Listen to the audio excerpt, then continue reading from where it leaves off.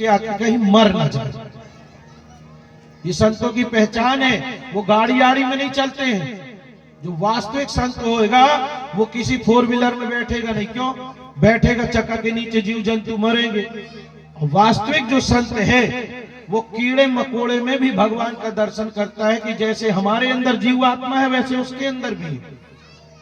हाँ, उसके अंदर भी वही जीव है। बस उसने ऐसा कर्म किया कि वहां चला गया, हमने जो कुछ किया था तो उसका फल मिला, मनुष्य बन गया।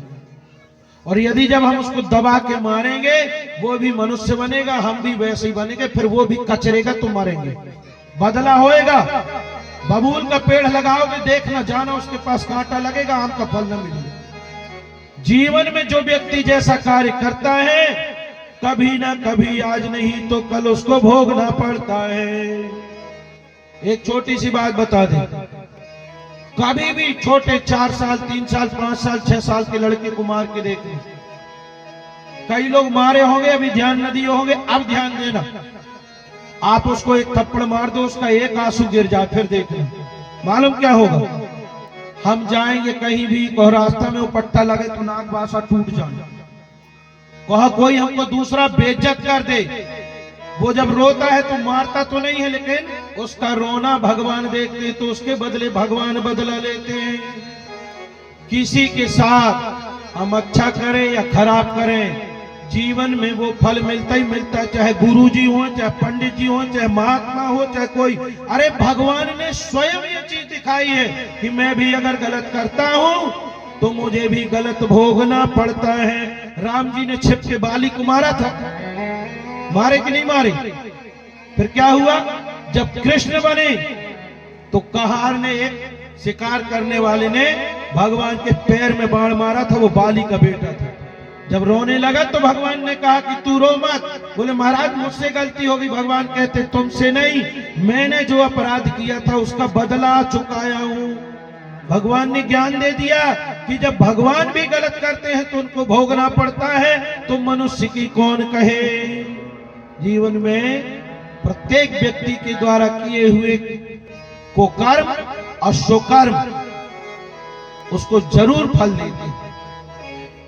कुछ ना कुछ उसके साथ होता है। बच्चों के साथ भी अगर हो, अब उपट्टा कभी लगा, क्यों लग गया? क्योंकि कभी ना कभी गलत तो किए, इसीलिए लगा। जड़ भरत जी लग गए पालकी में, देख के चलते थे, 3 कहार अलग चले, ये अलग चले। शरीर से मजबूत तो थे ही। अब पालकी पकड़े हैं, खड़े हो गए, देखा कि वहां तक चीटी नहीं है, आगे चीटी है। तो महाराज पकड़े पालकी ऐसे कंधा में और उछते तो 3 कहार लुटर गए। शरीर अच्छा बड़ा, और जो राजा बैठा था तो यहाँ वहां डोगर फोगल लगी, ऊपर से वो कहार, वो जो उसकी थी पालकी, सिर में लगी चटचटा के। तो राजा की कहा संगा तो कहा की जानो कहा का क्या, बड़बड़ा गया, परेशान हो गया। उसने चिल्लाया, क्यों रे हे बोढारा, साधभती क्रमत किमती विश्वम अयुयति यानमिति। तुम लोगों से चलते नहीं बनता है। अभी तो पालकी ठीक चल रही थी, अब ये तुम लोग क्या कर रहे हो, कैसा कर रहे हो? तुम लोगों के ज्ञान नहीं का, बहुत मारूंगा अभी। जानते नहीं मैं राजा हूं, तुम तो मेरे ही कहार हो ना। आज तक जीवन में ऐसे नहीं चले, अब ये क्या कर रहे हो? 3 लोगों ने हाथ जोड़ लिया। महाराज आया मैं अधुनई नियुक्तोपि नाद्रुतम ब्रजति। महाराज हमको न मारना पीटना, हमको मालूम है क्रोध में आप फांसी दे देते हैं। हम तीनों की कोई गलती नहीं है। आयम अधुनैव नियुक्तोपि, हमने अभी अभी वो जो बीमार हुआ ना उसके बदले में ये दूसरा कहार अभी लगाए हैं। ये सब कलाकारी इसी की है। 2 बार हम समझा चुके, 3 बार की मान जाओ। ये मानने को तैयार नहीं है। खूब चिल्लाया राजा ने, व्यंग करने लगा। देखा तो व्यंग भी अब अपने गांव में तो आदत है, जैसे कोई खूब गोरा हो तो कहो कह दे और कलबा, और कहो कोई काला हो तो उसको चढ़ाए, बड़े गोरे से लग रहे, काला लगाए हो के लड़का हो। हाँ, मजाक में। कभी कभी कोई बहुत पतला हो तो कहे बड़ा मोटा रहे का खा रहे, और खूब मोटा हो तो कहे कसा पतले रखिए, चिढ़ाने के उसमें विनोद में। वैसे ही महाराज अच्छे मोटे ताजे थे, तो राजा रहुगण कहने लगे, अहो कष्टम धातर व्यक्त मुक्त परिश्रांतो दीर्घ मध्वान में। ए बाबा, लगता है तुमने खाया नहीं सालों से, बहुत दुर्बल हुए ना। अब पूरी पालकी तुम्हारी मुड़ई में आ रखी है, काहे इसलिए चलते नहीं बनता। मजाक किया और मजाक करके कहता है, सुनो, प्रमतस्य ते करोमि, प्रमतस्य ते करोमि, चिकित्साम दंड पाणिर्वी। अभी लठ मारूंगा तो सिर फोड़ दूंगा तेरा, लाठिया से तेरी दवाई करूंगा और तू सुधरा नहीं, बहुत मारूंगा। अब दोबारा ऐसी चाल ना चलना। खूब क्रोध में भर करके जब कहा, जड़ भरत जी सोचते हैं कि ये जा रहा है सत्संगति में, ये जा रहा है भजन पूजन में, अच्छे ज्ञान की बातों में, और धोखा से मैं तो चलूंगा ऐसे ही। भाई मैं क्यों कीड़ा मकोड़ा मारूंगा, मैं तो संत हूं, मैं चलूंगा ऐसे ही।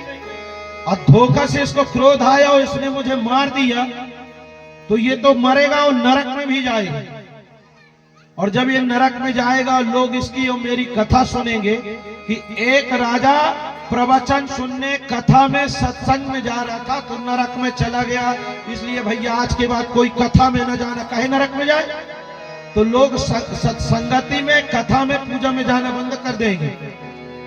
इसलिए इसको ज्ञान देना जरूरी है। और एक बात और, मैं संत हूं, मैं संत हूं और इसका भार मेरे कंधे में, इसकी पालकी मेरे कंधे में है। और जब किसी व्यक्ति का भार किसी संत के कंधे पर रख जाए तो उसका कल्याण होना चाहिए, उसको स्वर्ग मिलना चाहिए, उसको नरक नहीं मिलना चाहिए। हाँ, मोक्ष होना चाहिए उसका, भगवान के धाम को जाए। इसलिए आज जड़ भरत जी ने कहा पालकी रखो और राजा से निवेदन किया, सुनो राजा, तुम बार बार मुझे मारने पीटने की बात करते हो, कहते हो मार डालूंगा, ये करूंगा, वो करूंगा, तुम्हारा सिर फोड़ दूंगा। कहां की बात करते हो? त्वयोदितम व्यक्तम विप्रलब्धम, त्वयोदितम व्यक्तम विप्रलब्धम भर्तु समेष्या यदि भीर भारा। अरे तुम मुझे क्या मारोगे? अगर तुम लाठी डंडे से मारोगे भी ना, मेरे शरीर को मारोगे, मेरे को मारने की हिम्मत तुम्हारी नहीं है। और ना आज तक कभी संसार में किसी को कोई मारा। शरीर को मारे हो तो तुम मारोगे भी तो मेरे शरीर को मारोगे, और शरीर को मारोगे तो मुझे कोई फर्क पड़ने वाला नहीं। जीवात्मा अजर है, अमर है, ये कभी नहीं मरती। राजन जब इस प्रकार का सुना रहुगण तो विचार करता है कि मुझे 50 वर्ष हो गए सत्संगति में जाते, बहुत लोगों के उपदेश और ज्ञान सुना हूं, पर आज तक ऐसा ज्ञान किसी के द्वारा नहीं मिला। अपनी पालकी से बाहर आया, देखा कि आखिर ये उपदेशक कौन है। तो उंघारे तो रहते ही थे, कोई कपड़ा लगता पहनते नहीं थे। जनेऊ देखा, अच्छा ये कोई पहुंचा हुआ ब्राह्मण है और परम ज्ञानी है, ऐसी ज्ञान की बात किसी ने नहीं बताई। पालकी से कूदा और महाराज जी के सामने हाथ जोड़ करके खड़ा हो गया। महाराज, मुझे तो ऐसा लग रहा है कि आप साक्षात भगवान हो, परम ज्ञानी हो। आपने अपने आप को इतना छुपाया क्यों नहीं, क्यों छुपाया है? आप अपन जो हो वैसे भेष में क्यों नहीं हो? आप मुझे परिचय दीजिए। कष्टम निगूढ़ सरसी तदुजानम, कष्टम निगूढ़ सरसी तुजानम, बिभर्ष सूत्रम कतमो वधूता। अवधूत ब्राह्मण हुआ। ब्रह्म सूत्रम, आपके गले में ये ब्रह्म सूत्र जो जनेऊ पड़ा है ना, ये लग रहा है आप कोई बहुत बड़े वाले पंडित जी हो। हाँ, पढ़े लिखे बहुत ज्ञानी पुरुष हो। कस्यासि कुत्रात् इहापि कस्म क्षेमायनश्चे दशिनोत शुक्ला। महाराज, आप अपनी पहचान बताइए, परिचय दीजिए। आपके चरणों में मेरा निवेदन है, आप कोई बहुत उच्च कोटि के ब्राह्मण लगते हैं। मेरा निवेदन है कि आप जो है ना अपना परिचय बता दीजिए। कौन है? जब निवेदन किया कहता है सुनो महाराज, मैं दुनिया में किसी से नहीं डरता, ना हम विसंके सुरराज वज्रान, ना हम विसंके सुरराज वज्रान त्रयच्छ शूलान यमस्य दंडा। मैं यमराज के दंड से नहीं डरता। हाँ, मैं यमराज से नहीं डरता, इंद्र से नहीं डरता, भगवान से भी नहीं डरता, लेकिन मैं ब्राह्मणों के श्राप से बहुत डरता हूं। बोलिए वृंदावन बिहारी लाल की, लक्ष्मी नारायण भगवान की जय हो, गोविंद सरकार जय हो। भगवान की मंगलमयी। यहां बैठा दो, उनको बुला दो।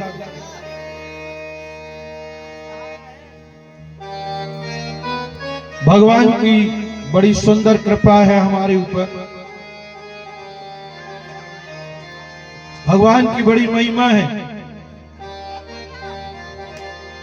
कि आज ऊपर हमारे पूजनी चाचा जी कथा की इस आयोजन में आए हुए हमको आशीर्वाद देने के लिए।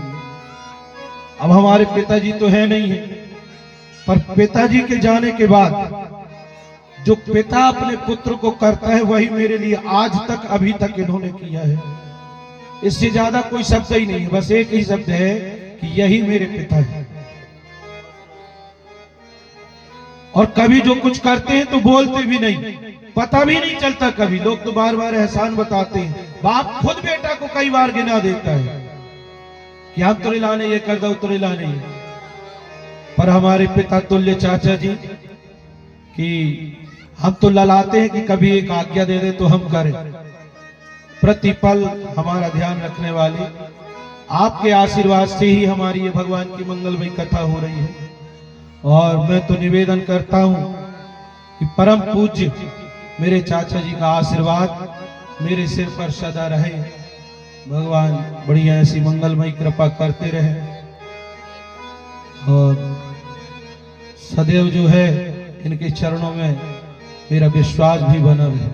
बोलिए गोविंद सरकार की जय हो। हमारे आदरणीय बड़े भैया टिंगू भैया भी आए हुए हैं, रवि भैया, आप सब लोगों का, हमारे बंधुओं का, हमारे बड़े भैया लोगों को सबको प्रणाम। भगवान की बहुत। आइए भैया विराज, आ जाए। भगवान की मंगलमयी कृपा जो है आप सब लोगों के ऊपर रहे और आप लोगों का आशीर्वाद हमको मिलता रहे, आप लोगों का प्रेम हमको मिलता रहे, कृपा बनी रहे भगवान की। बोलिए वृंदावन बिहारी लाल की जय हो। इधर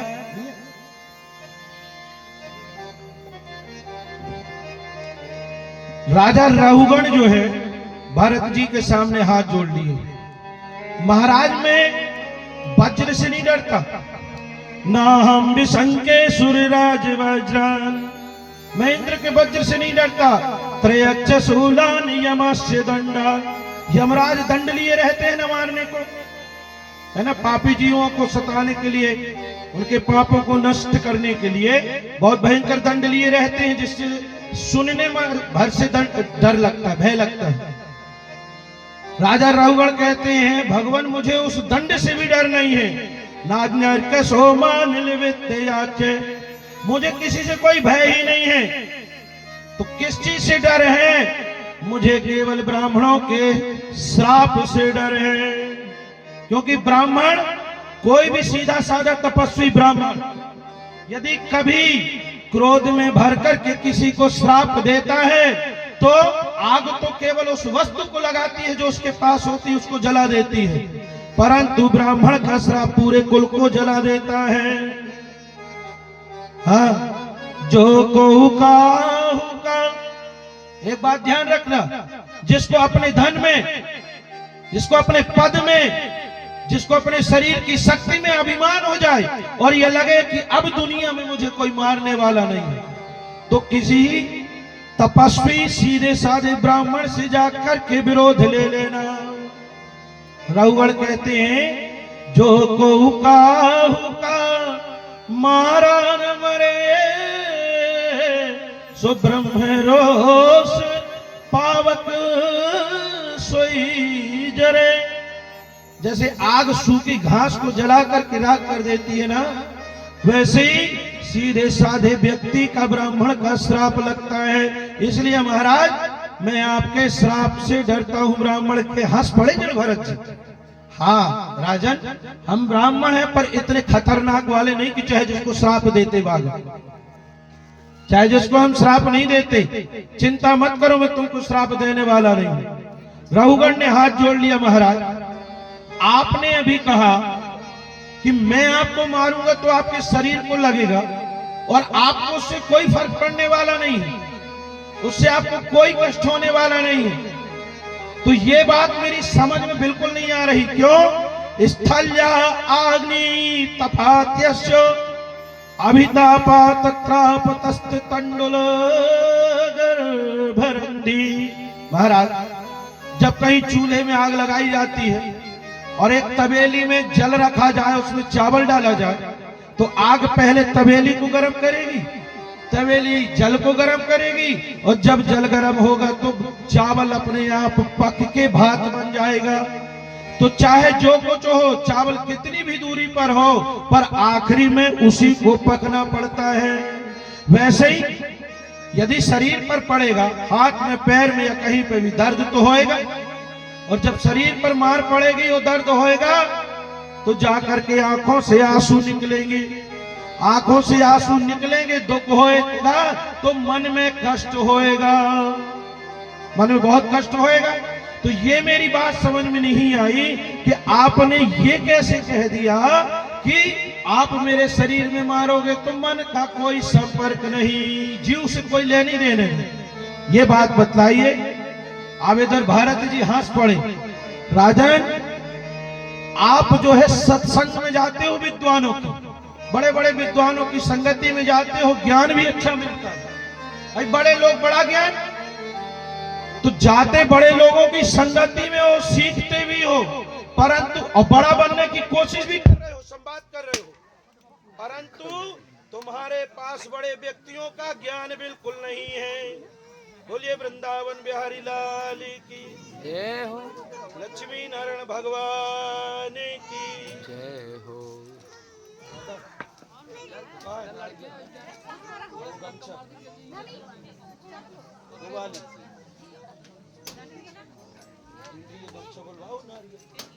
जल्दी बुलवाओ।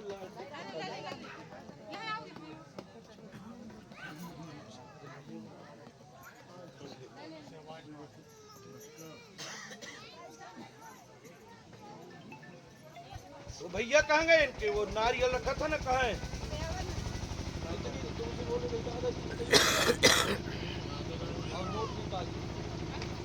निवेदन किए जड़ भरत जी से कि आप कहते हो कि शरीर में मारूंगा मैं, तो आपकी आत्मा में इसका कोई प्रभाव पड़ने वाला नहीं है।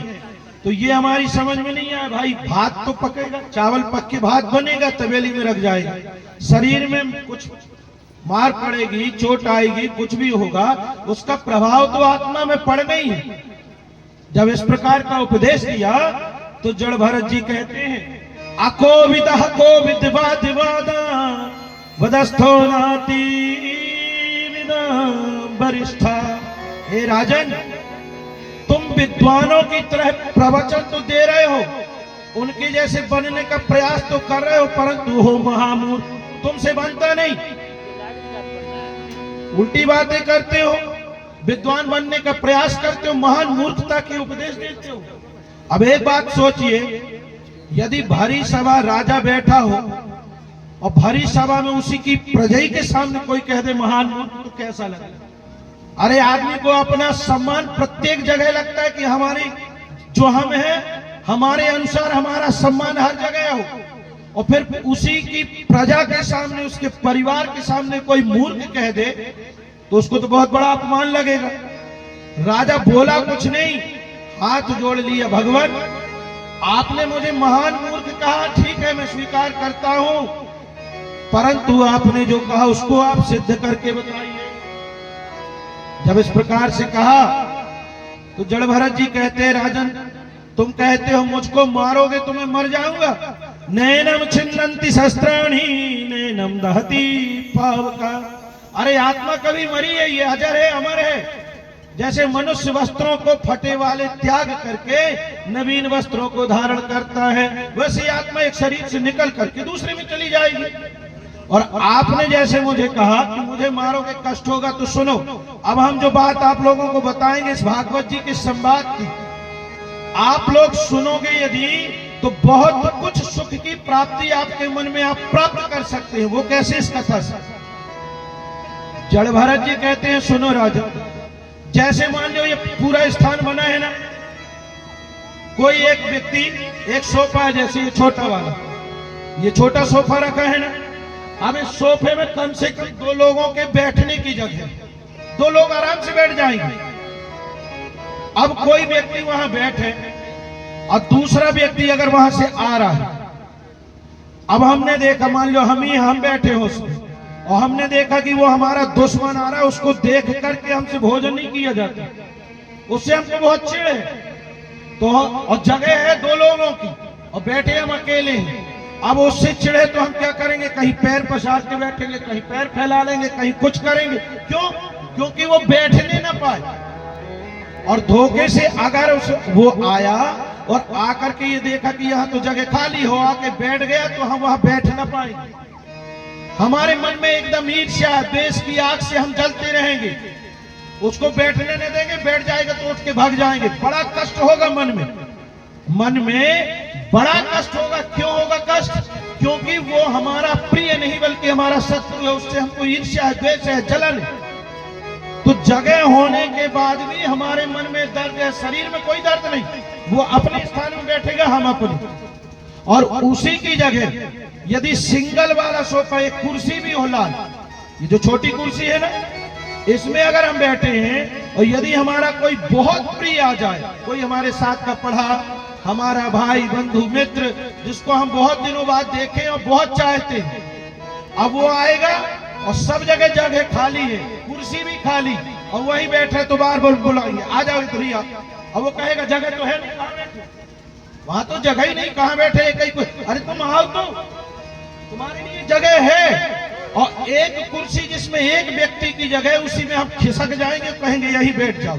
अब वो व्यक्ति को हमारे पैर ही में बैठ जाए, 70 किलो का वजन, 80 किलो का, और उसका 80 किलो का वजन हम प्रेम से सह लेंगे, और बीमार भी होंगे तो सह लेंगे, और कोई कष्ट नहीं। क्यों?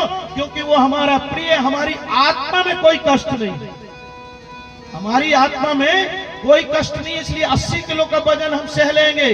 परंतु हमारी आत्मा में कष्ट है, वो शत्रु है, इसलिए वो ना बैठे। तो आत्मा में कष्ट होता है जब दुखी होते हैं। कई लोग आपने सुना होगा, एक्सीडेंट हो गया, 5 लोग खत्म हो गए। सुबह सुबह पेपर आया, 5 लोग एक्सीडेंट में खत्म। चाय पी रहे हैं, फिर दूसरा घूंट, अरे गलती उन्हीं की रही होगी, कहीं के होंगे, हमारे नहीं है ना। चाय भी पी रही है, उनकी मरने पर कोई आंसू नहीं। 5 लोग एक परिवार के सब चले गए, क्यों? उनसे हमारा कोई रिश्ता नहीं, उनके लिए कोई दुख नहीं। और वही हमारे घर का अगर कुत्ता भी मर जाए तो 10 साल से पला था, कोई आ नहीं पाता था, हम आते थे तो हमको बढ़िया स्वागत करता था। अपना है, ये मन में है, इसलिए दुख है। अपना नहीं है, कितना बड़ा भी हो, जब मन में दुख है तो है। जब हम रात दिन दुख को याद करते हैं तो रोते हैं। रात दिन हमारा दुख कहीं और नहीं है, कभी भी दुख कहीं और नहीं होता, दुख केवल मन में होता है। जब हम दुख की बातें सोचते हैं तो रोते हैं और दुखी होते हैं। और जिस दिन हम मन में प्रसन्नता की बात, अच्छी अच्छी बातें याद करते हैं, तो चाहे कोई मरा भी पड़ा रहे, कोई दिक्कत नहीं, बाहर गए बढ़िया हंस रहे हैं, हाँ, कोई फर्क नहीं पड़ता। तो जड़ भरत जी को समझाते हैं कि जब आदमी आत्मा से दुखी होता है तभी दुख होता है, ये शरीर नश्वर है। ऐसा दिव्य ज्ञान जो है महाराज जड़ भरत जी ने राजा रघुगण को दिया। ऐसी परम मंगलमयी कथा है, इसलिए जीवन में हमेशा याद रखें कि भगवान का भजन करते हुए और भगवान का बार बार शुक्रिया करते हुए कि प्रभु आपने हमको इंसान बनाया, बढ़िया दिव्य कुल मनुष्य रूप दिया, अच्छे परिवार में दे दिया, जो कुछ दिया वही ठीक है। और भगवान का नित्य सह गुणगान करते हुए प्रेम से भगवान का भजन करते हुए प्रसन्नता से जीवन को व्यतीत करें, ताकि भगवान जो है अपनी शरण में हमको लें और हमारा जीवन भी धन्य हो। बोलिए वृंदावन बिहारी लाल की जय हो। बंसी वाले तेरा शुक्रिया, जय हो।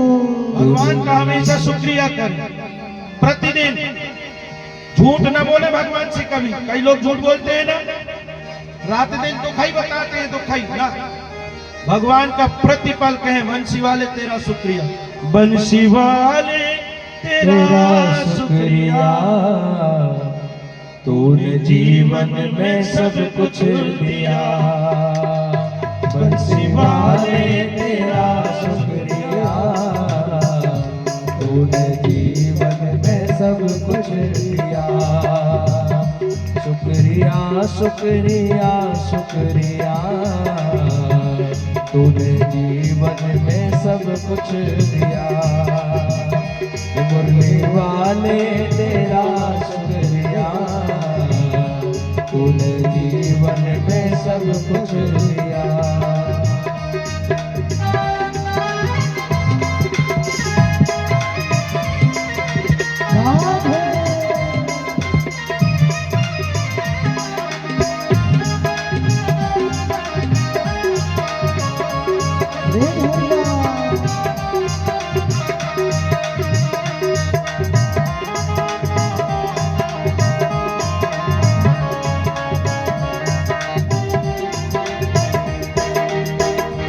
तूने भाग्य को मेरे सवारा, तूने भाग्य को मेरे सवारा।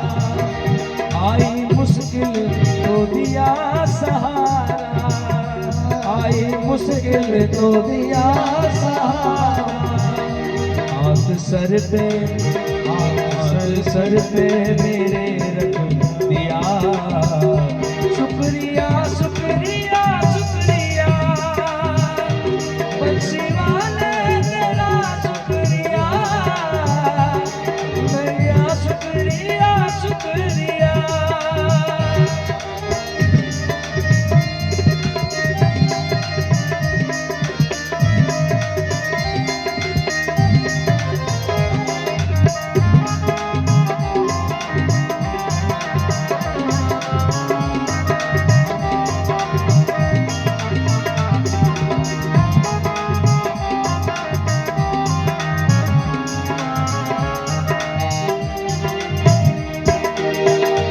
मान इज्जत है तूने बढ़ाई, मान इज्जत है तूने बढ़ाई। ओ तेरी कृपा से भक्ति है पाई, तेरी कृपा से भक्ति है पाई। मेरा खुशियों से, ओ मेरा खुशियों से घर भर दिया। शुक्रिया शुक्रिया शुक्रिया। ओ बंसी वाले तेरा शुक्रिया, तूने जीवन में सब कुछ दिया। मुरली वाले तेरा शुक्रिया, तूने जीवन में सब कुछ दिया।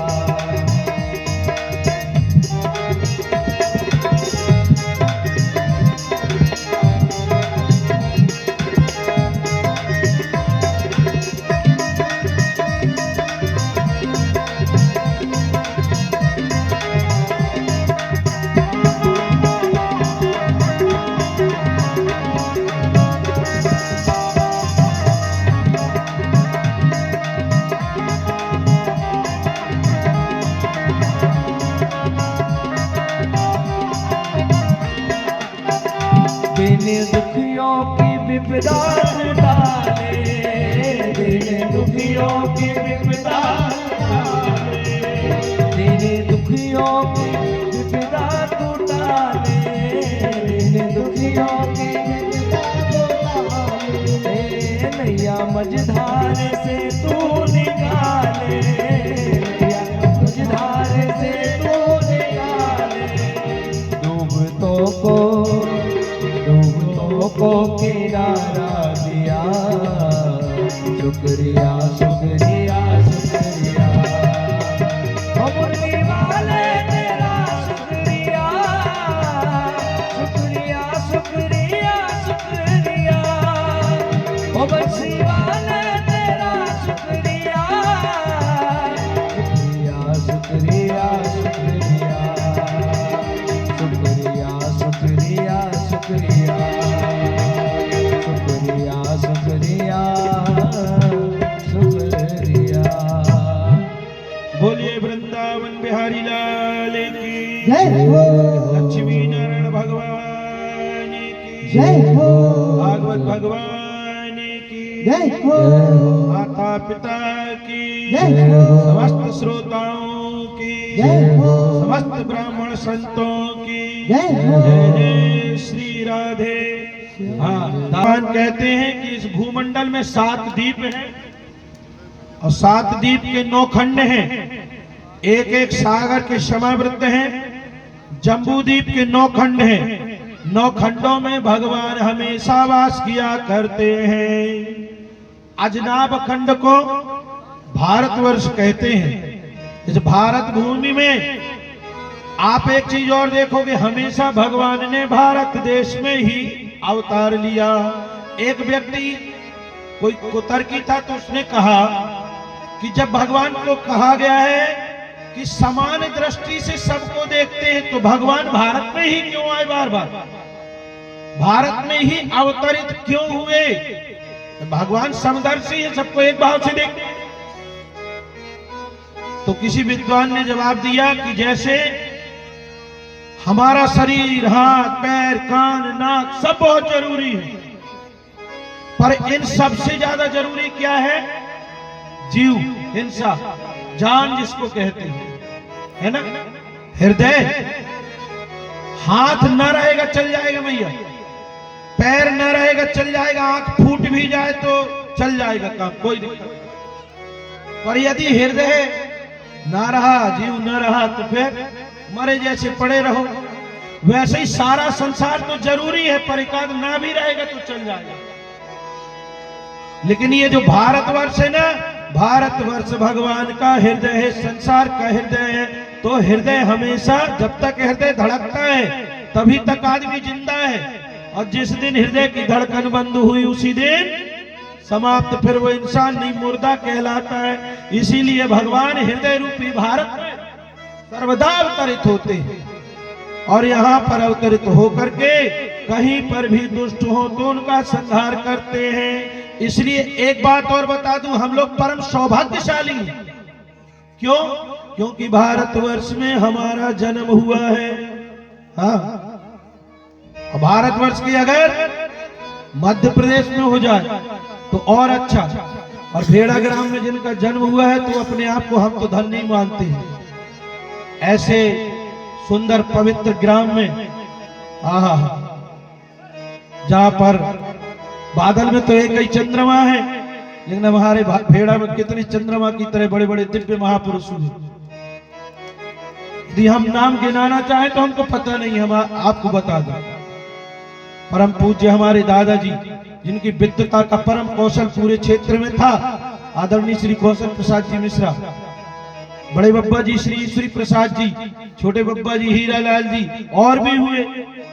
हमारे परम आदरणीय दादाजी जो अपने क्षेत्र की जनता की बहुत मदद करते थे, परम पूज्य श्री पंडित विष्णुदत्त पौराणिक जी, अभी हैं रमाकांत भैया।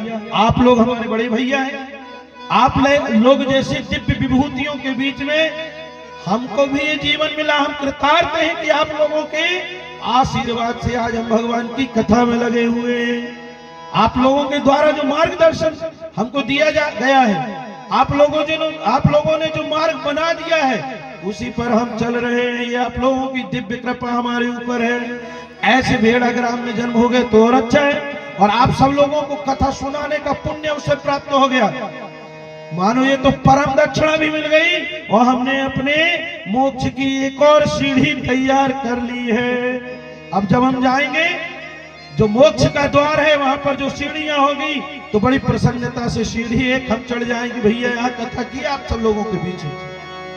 ऐसा परम पवित्र देश है हमारा भारत। अहो अमीशाम किमकारी शोभिनम प्रसन्न सांसुदत स्वयं हरि।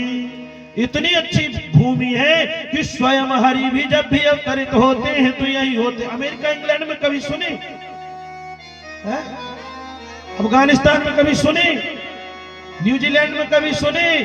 जब भी सुनोगे तो भगवान के अवतरण की कथा आपको भारत में मिलेगी, यहीं पर होती। और एक बात, कितनी सौभाग्य की बात है, केवल अपने भारत देश में ही अच्छी कथाएं होती।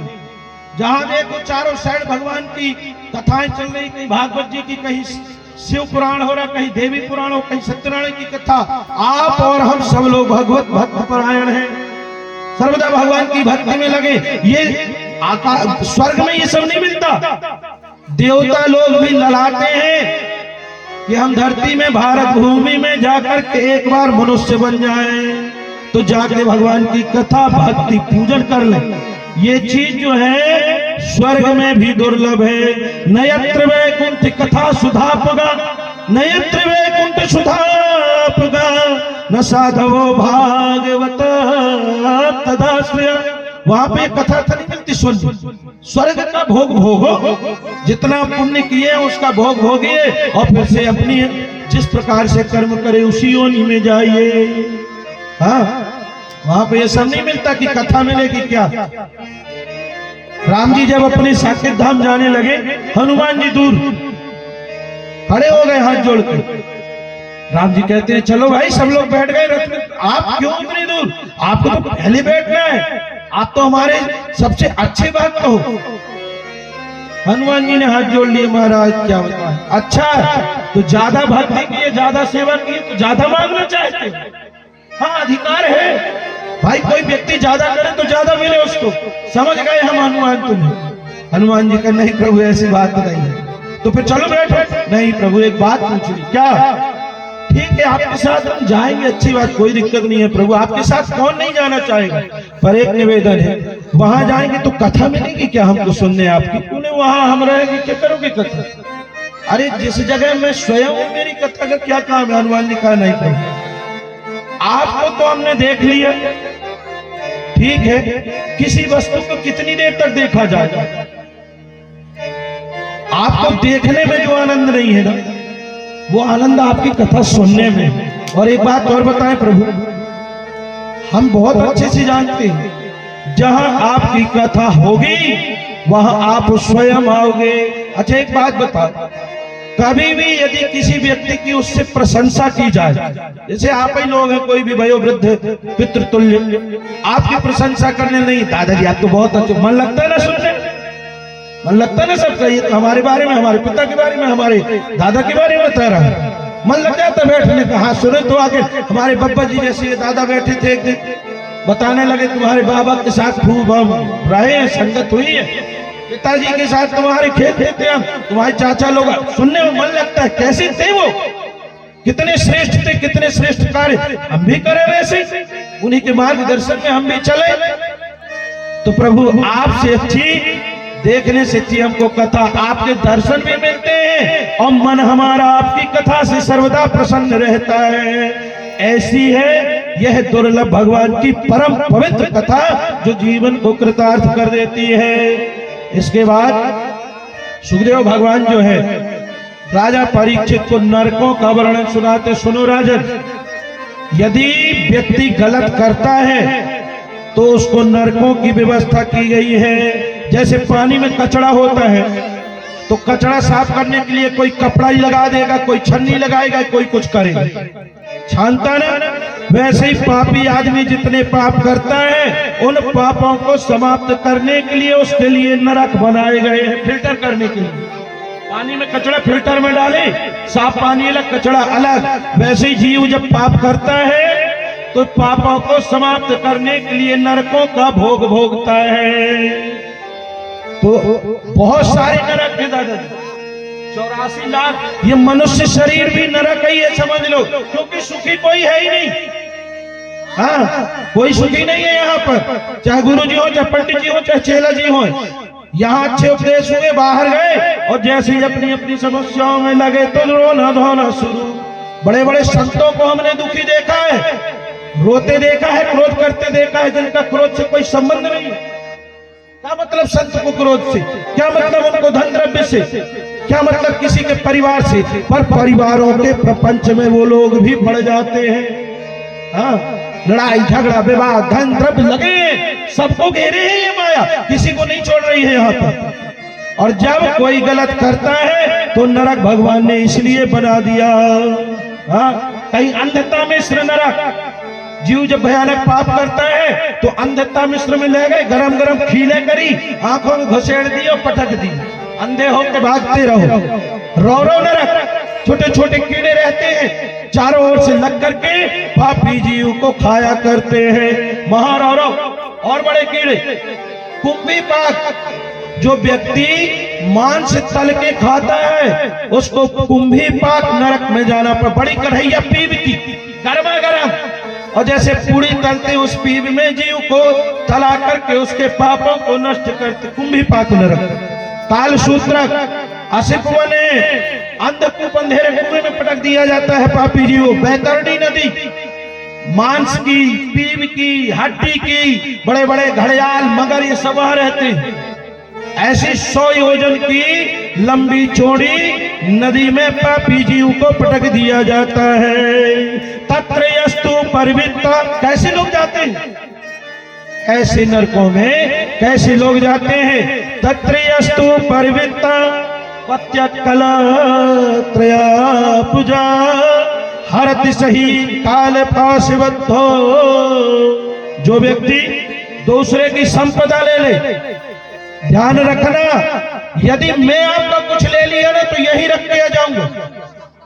मेरा शरीर जिसको मैं कहता हूं ये मेरा है, इसमें अभिमान करता हूं मैं, ये मेरा है नहीं। यदि मेरा होता तो मेरे साथ ऊपर तक चला जाता, यहीं जल जाएगा। कपड़े भी अगर चमक दमक के पहने तो बगीचे में जाके अगर ना उतरे तो फाड़ के उतार के सफेद लंगोटियां लपेट दी जाती। हाँ, जाना कुछ नहीं है, लूट लो जिसको लूटना हो, धर लो दूसरे की गला दबा करके, किसी की आत्मा को दुखी करके सब छीन लो आप, पर रख के यहीं जाओगे। और यदि आपने अपने बंधुओं के साथ, अपने भाई के साथ, अपने बेटा बेटी के साथ गलत किया तो आपने अपने कुलवंश को डुबा दिया, वही लड़ाई पैदा हो गई आपकी। हाँ, ध्यान रखना, यदि तुमने अपने भाई का धन ले लिया तो तुम्हारे 2 लड़के एक दूसरे को मार पीट के समाप्त कर देंगे, वो आपने बीज बो दिया उसको। ध्यान रखना, मेहनत खूब करो, खूब धन कमाओ, पर किसी का गला दबा के अपने बंधुओं को सता के कभी एक कौड़ी भी न लेना, यही विनाश होता है, यही सर्वनाश हो जाता है। इसीलिए ये नरक बनाए गए हैं। सुखदेव जी कहते हैं तत्र यस्तु परवित्ता, दूसरे की वस्तु को हम अपनी समझ के जबरदस्ती छीन लें। और कहते हैं यम पुरुषई रतिभार्यायै, भयानक तामस में जो दूसरे की पत्नी गुल्हा पुटिया की अपनी पत्नी बना ली। हाँ, और कोई पत्नी जो अपने पति पर रात दिन दोष लगाए, ये कहाँ का भदा था, ये कहाँ से कर्म फूट गए, ये तो नीच है, ये दुष्ट है। ऐसी स्त्री या अपनी पत्नी पर कोई दोष लगा दे कि तू कुचाले, तेरे रास्ते ठीक नहीं है, तेरी आचरण सिद्धांत ठीक नहीं है, ऐसी स्त्रियों को कुंभी पाक नरक और बैतरणी नदी में कई कल्पों तक कष्टों का भोग भोगना पड़ता है। ये सुखदेव भगवान राजा परीक्षित अपने शिष्य को कहते हैं, भयंकर डराया। हाँ, परीक्षित जी कपने लगे, महाराज मुझे ये भागवत सुना रहे हो कि डरा रहे हो, ये कथा सुना रहे हो, मैंने तो पाप ही किया है। अरे एक मरा हुआ सर्प जो है, मैं एक महात्मा जो भगवत भक्ति परायण थे समीक ऋषि, उनके गले में मैं अभिमान में आकर के ज्यादा आसान्वित होकर के कि मेरा स्वागत नहीं किया, उसमें आकर के मैंने पाप किया, तो मेरे लिए सुना रहे हो क्या? मैंने गलती करी, उसकी सजा दे रहे हो क्या? सुखदेव जी कहते हैं राजा, ये तो भगवान ने बनाए, मैंने तो तुम्हें सुना दिया। हाथ जोड़ लिए परीक्षित जी, महाराज बहुत नरक सुनाया, अब मैं ये सुनना चाहता हूं कि यदि जाने अनजाने अगर पाप हो भी जाए तो पाप को नष्ट करने का कोई उपाय बताओ। कभी कभी जीव विवश होकर के अपने परिवार के पालने के लिए ज्यादा कमाई चाहता है। चाहता है कि हमको ज्यादा मिल जाए, कहीं से कुछ मिल जाए, कहीं से कुछ मिल जाए। भाई लड़के की फीस लग रही है 10,000, तनख्वाही 10,000। अब 10,000 फीस में दे देगा तो घर कैसे चलेगा? तो यहाँ वहां से तो चाहिए ताकि हमारा लड़का पढ़ ले। और इस मोह प्रेम में आकर के वो कुछ कर बैठता है तो पाप कहलाता है। अब उसकी सजा ना मिले तो प्रभु ऐसा कुछ बताइए, उपाय तो हो, वो सब आप हमको समझाइए। और ये बताइए कि हर पाप की सजा एक सी होती है कि जैसा पाप होता है वैसी सजा होती है? सुखदेव भगवान प्रसन्न हो गए, कहते हैं राजन सुनो, जैसे कपड़े होते हैं ना भैया कई प्रकार के, जैसे घर में वाली पहनने वाली टावेल, लुंगी या लोवर अलग है। आदमी 2-3 दिन पहना, एक दिन बढ़िया निरमा में डाला, धुल गई, फिर 2-3 दिन पहना। बाहर अपनी यहाँ वहां गए वो कपड़े अलग, और शादी ब्याह के अच्छे चमकीले वाले कपड़े अलग। चौका का भी कपड़ा होता है, उसकी स्थिति भी अलग होती है। शादी ब्याह में गए अपन, एक दिन पहने अच्छे नए कपड़ा, घर आए धोए बढ़िया घड़ी लगा के, ज्यादा कूटा पीटी नहीं, खूब गर्म पानी में नहीं, बढ़िया हल्की रेन साबुन अच्छी वाली लगाओ, धुल गए। अब मान लो लोबर ओवर है तो थोड़ी गर्म कुनकुना पानी, क्योंकि 4-5 दिन के गंदे हैं, और ऐसे करके फुला भूसा उसा मार के अपन धोते हैं ना। परंतु वही जो चौका का कपड़ा होता है जिसमें तेल भी है, हल्दी भी है, साफ सना हुआ है, अब उसको तुम चाहो कि थोड़ी सी साबुन लगाओ साफ हो जाओ, वो ना होगा। उसके लिए अलग उपाय है। अच्छा खोलता पानी निरमा डालो और रात भर उसमें बढ़िया डूबा रहे, सुबह उठाओ गुगरिया और दे कुटाई, बढ़िया कूटो तब साफ होता है। वैसे ही जैसा पापी वैसे ही उसकी कुटाई पिटाई सफाई होती है भगवान की। हाँ, जैसा पाप वैसी उसकी सजा होगी। ऐसा नहीं है कि आप बबूल का पेड़ लगाओ बढ़िया कलमिया में तोड़ के लाओ। जैसा कर्म उसका फल भी वैसा ही मिला किया करता है हमेशा। ये सबको हमको आपको सबको याद रखना पड़ेगा, यही जीवन का सत्य है। जब इस प्रकार से कहा, हाथ जोड़े प्रभु अब तो आप उपाय बता दो, ये सब बंद करो। सुखदेव जी से कहते हैं यदि कोई ऐसी कथा हो तो बतलाइए। सुखदेव जी प्रसन्न होकर के कहते हैं, हाँ राजन, एक बहुत सुंदर बढ़िया कथा है। के जित कल्या भक्त्या वासुदेव परायणा अहम धुनवंती काश्चेन निहार भास्कर। सुनो, जैसे भुवन भास्कर सूर्य भगवान के निकलने से अंधेरा समाप्त हो जाता है, वैसे ही भगवान का नाम जहां से लिया जाए तो अपने आप पाप वहां से दूर होने लगते हैं। और पापों को समाप्त करने वाली एक बड़ी सुंदर दिव्य कथा मैं सुना रहा हूं, सुनो। कान कुब्जे दुजा कसे दासी पत अजा मिला, नाम ना नष्ट सदाचारो दास्या संसर्ग दूषिता। राजन सुनो, एक कानिकुब्ज नगर था जिसको आज के समय कन्नौज नगरी कहते हैं। वहां पर एक दासीपति ब्राह्मण रहता था जिसका नाम था आजाद। कानिकुब्ज जाति का था, अच्छा ब्राह्मण था, पवित्र कुल में जन्म लिया, परंतु क्या पता है संसर्गेण दूषिता, संगति गलत हो गई। गलत व्यक्ति के साथ यदि कोई रहेगा, कितना भी पवित्र हो, जुआ खेलने वाले कम पकड़ जाते, देखने वाले जाते। हाँ, नींबू का रस जो एक ही बूंदा खट्टा रहता लेकिन पूरे को फाड़ देता है। जितने लोग रहेंगे खराब व्यक्ति में, सबको वो खराब कर देंगे। इसलिए माता पिता हमारे चाचा जी हमसे हमेशा आदेश देते, कहते बेटा एक काम करना, सब करना, पर कभी जीवन में किसी गलत व्यक्ति की संगति न करना, क्रोध न करना। हाँ, कोई गलत भी करे तो भगवान के पैर पड़ के हंसना, कहना प्रभु आपको जो मंजूर वही मुझे भी मंजूर है। हाँ, भगवान देगा और दिया भी तक। अभी तक सब भगवान की तो कृपा है, आप श्री के ही चरण कमलों की दया है। आज भगवान की कथा सतत लग यहाँ वहां कर नहीं रहे थे, आज यहाँ कल यहाँ, अभी 6-7 जगह अभी रेगुलर। ये क्या, ये भगवान की कृपा, हमारा कुछ भी नहीं है, हमारा तो देखो तो 0 बैलेंस। हाँ, तो संगति गलत नहीं होना चाहिए। कहानी तुझे द्विजा श्रेष्ठ, द्विज तो श्रेष्ठ है, ब्राह्मण श्रेष्ठ, जाति अच्छी थी, परंतु संसर्गेण दूषिता, गलत संगति में दूषित हो गया। नाम ना नष्ट सदाचार, दास्या संसर्ग दूषिता। हुआ यूं कि एक दिन पिताजी पूजा कर रहे थे, उन्होंने कहा बेटा पूजा के लिए भगवान के लिए फूल नहीं है, जाओ थोड़ा फूल लाओ भगवान पे चढ़ा दे। जी पिताजी। गया बगीचे को फूल तोड़ने, फूल तो तोड़ा, परंतु वहां पर एक दुष्ट व्यक्ति को किसी वैश्या के साथ रत देखा, भीलनी किसी। फूल से मन हट करके उसमें उसका मन लग गया। एक बात और बता दे, बच्चों को रोज गिनती सिखाओ, रोज अक्षर सिखाओ, रोज आरती सिखाओ, महीनों के बाद भी न बनेगी। और दूर कहीं एक गाली दे दो तो वो माला जैसे रट लेगा। गलत चीजें शरीर में बहुत जल्दी प्रवेश करती आ जाती हैं और फिर निकलने का नाम नहीं लेती। और अच्छा तो बड़ी मुश्किल से आता है। उसने उसको रत देखा, दुष्ट व्यक्ति को, उस वैश्या में। कुछ देर बाद उसी के पास गया, उसी के साथ उसके घर चला, हाँ उसी के साथ रहने लगा, चोरी करे।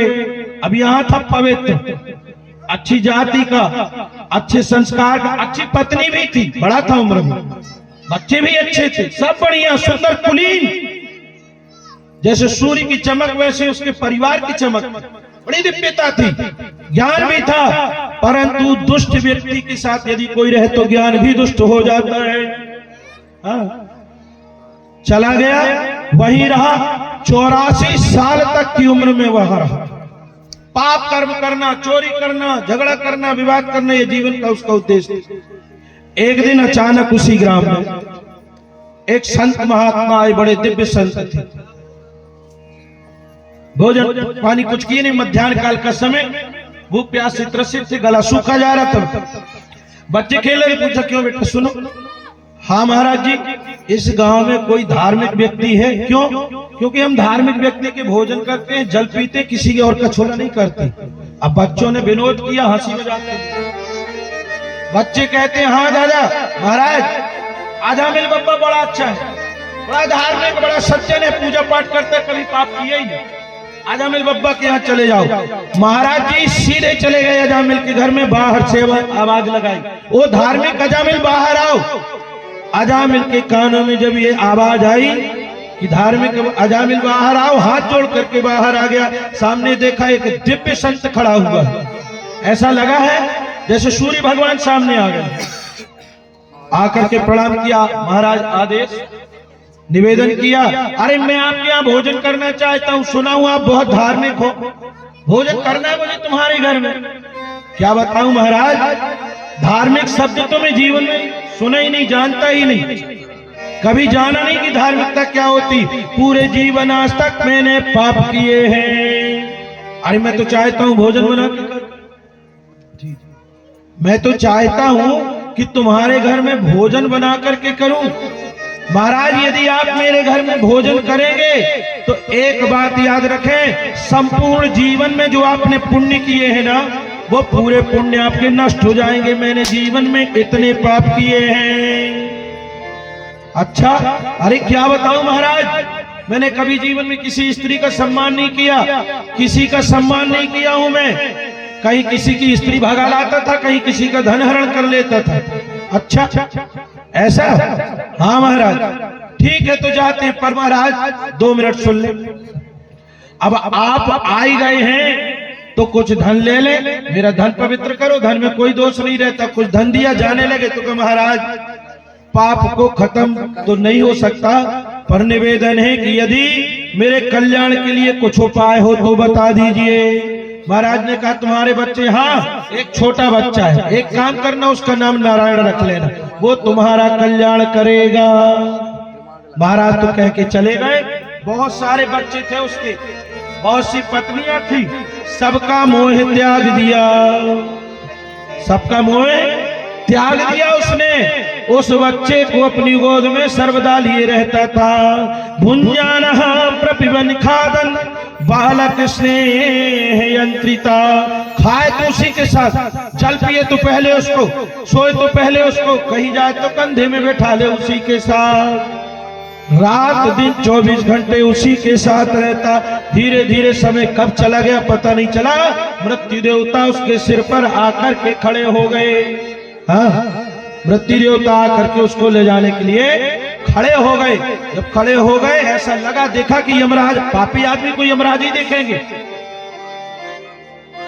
जब उसको ले जाने के लिए आ गए तो उसने आवाज लगाई अपने बेटा को, ए बेटा नारायण, अब मुझे ये यमराज आ गए, मर जाऊंगा, बचाओ। अब नारायण छोटा सा बेटा दूर खोले, क्या लेने देना, खेल में लगा। कुछ पल के बाद ऐसा लगा कि उसके अब प्राण निकलने वाले, अब बचने वाला है ही नहीं। उसके मुंह से शब्द भी पूरी तरह न निकले तो बेटा तो कहा ही नहीं पाया। उसने कहा सीधे नाम लो, तो कह दिया नारायण मुझे बचाओ। और जैसे ही नारायण का नाम लिया वैसे ही भगवान नारायण के दूत भी यमराज के दूतों के पहले आ गए, उसको अपने कब्जे में ले लिया। यमराज के दूत सामने खड़े हैं, भगवान के दूत सामने खड़े हैं। यमराज के दूत पूछते हैं तुम कौन? भगवान के दूत कहते हैं तुम कौन, तुम बताओ। बोले हमको नहीं जानते, हम यमराज के दूत। भगवान के दूत कहते हैं हम नहीं जानते कहाँ के यमराज हो, कहाँ के कुछ। आप कौन हो? बोले हम नारायण के दूत हैं। बोले नारायण कौन है नारायण? बोले अब तुम नहीं जानते तो हम काहे को जाने तुम्हारे उसको, काहे को आए हो? अरे इसने बुलाया ना अभी कि नारायण बचाओ, तो हमारे भगवान ने आदेश किया कि लेके आओ। अच्छा, निशम्य श्रियमाणस्य ब्रुवतो हरि कीर्तन भरतु नाम महाराज सहसा पर्षदा सहसा पतन। अरे तुमने सुना नहीं, जानते नहीं? इसके लड़के का नाम नारायण भाई, तुम्हारे भगवान का नाम नहीं है। बोले हम नहीं जानते। यदि इसके लड़के का नाम होगा भी तो अभी 2-4 साल का है, 2-4 साल से। और हमारे भगवान का तो अनंत समय से, तो पता ही नहीं कि किस समय से वो नारायण। जब ये संसार नहीं रहता तब उनका नाम रहता है नारायण। तो हम उसको नारायण माने कि इसको, आज के भाई लड़के को? हम तो उन्हीं को नारायण जानते हैं। और ऐसा कह करके ले जाने लगे। दोनों में लड़ाई हुई। भगवान के दूतों ने यमराज के दूतों को खूब मारा और भगा दिया। यमराज के दूत सीधे यमराज जी के पास गए, अपने अस्त्र शस्त्र फेंक दिए। महाराज नौकरी बंद, आज से न करेंगे। क्यों? अरे कैसा नियम है आपके यहाँ का? आप हमको लेने भेजे, वहां से हम मार खा के आए हैं, यमराज के दूत हैं हम, हमसे किसी का बस नहीं। आप कहते हो कि जैसा चाहे वैसा करे। वो आप देखो हमको मारा और भगा दिया बेइज्जत करके। हाँ? किसने भगा दिया? अरे कोई नारायण के दूत थे, उन्होंने खूब मारा और भगा दिया। जैसे ही नारायण का नाम लिया वैसे ही यमराज जी ने उनके मुंह में उंगली रख दी। शांत। क्यों महाराज? अरे अगर दोबारा नाम ले लिए और यहाँ जितने पापी हैं उनके कान में गया और उन्होंने नारायण नाम लेना शुरू किया तो नरक कुंड खाली, ड्यूटी कहाँ करोगे? स्कूल में लड़के न रहेंगे तो कहाँ के मास्टर? भाई मास्टर बनने के लिए विद्यालय और विद्यार्थी दोनों जरूरी है। सब लोग अभी स्वर्ग पहुंच जाएंगे, भगवान का नाम लेके मोक्ष हो जाएगा। इसलिए अरे महाराज इतना बड़ा नाम है, इतना प्रभाव है। अच्छा एक बात बताओ, यदि आप कहते हो कि इतना बड़ा नाम है तो इसकी महिमा बताइए।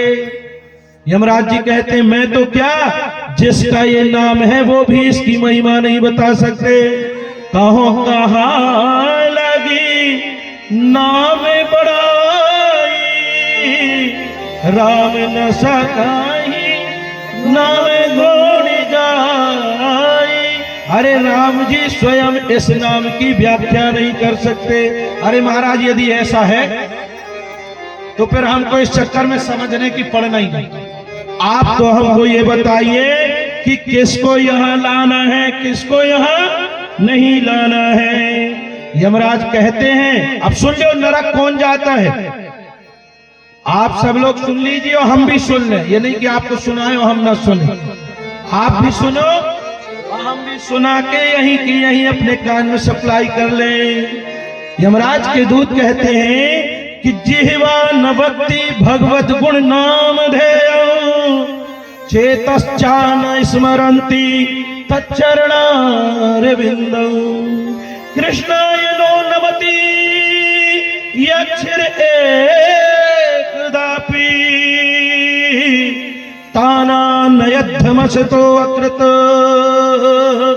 विष्णु कृत्यान्। सुनो, जीवन भक्ति भगवत गुण नाम ध्येयम, जिसको बार बार लोग कहे कि भगवान का नाम भजो, भगवान का नाम भजो, अब वो हाथ से भगवान का नाम न ले। जैसे अभी भजन होएगा ही एक दूसरे को देखोगी तेगा तेगा, हमें नहीं गाना।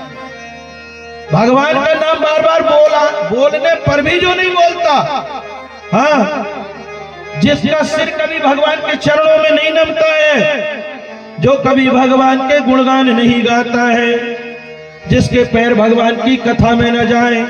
अभी देखो कथा में तुम्हारे यहाँ कोई ना आएगा, थोड़ी बहुत लोग आ गए जिनको कार्ड दिए होगे, बढ़िया बैठे भगवत भक्ति लोग, कुछ लोग हैं जो भगवान के भक्त हैं, लेकिन भंडारा के दिन देखना तो तुम्हारी कढ़ी पूरी बासी न बचे, आटा कम जाए तुम्हारा, हाँ, खाए भी दे दिया। अब अब्बू घर में बैठी है दो जनी, तो सवेरे भी कहीं कल संजो के कहीं बच जाते ठंडी आए सड़े नहीं खबली, हाँ हो न बचेगी करहत्ते में तेल तक न बचेगा चिकटा, आप खा जाएंगे। पर कथा सुनने के लिए आने की जरूरत नहीं है। पंडित जी कथा कम कहते हैं, हम ज्यादा समझते हैं, ज्यादा सुन चुके हैं, अजीर्ण हो जाएगी, हाँ न सुनेंगे हम कथा तो तुम्हारी, घरे रहो अपनी कथा। ऐसे लोगों को यमराज के दूत चोटी पकड़ के और दे मार ऊपर से, इन्हीं के लिए नरक बनाया गया है। और फिर जब मारते हैं ना तो बड़ा गजब मार, रोज रोज के बिल्कुल गरम रखिया डंडा करके दे मार।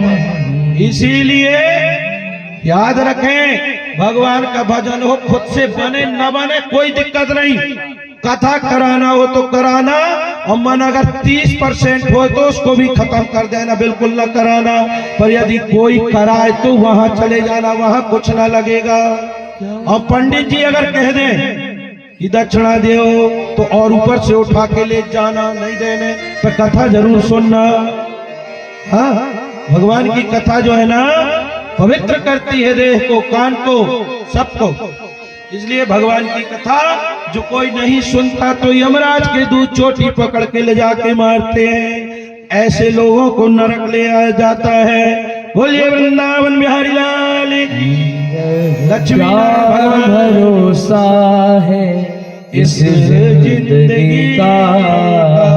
ध्यान रखना, कोई भरोसा नहीं कब चले जाए हम, इसलिए भगवान का भजन करें। साथ देती नहीं है किसी का, क्या भरोसा है इस जिंदगी का। साथ देती नहीं है किसी का, क्या भरोसा है इस जिंदगी का। क्या भरोसा है इस जिंदगी का, साथ देती नहीं है किसी का।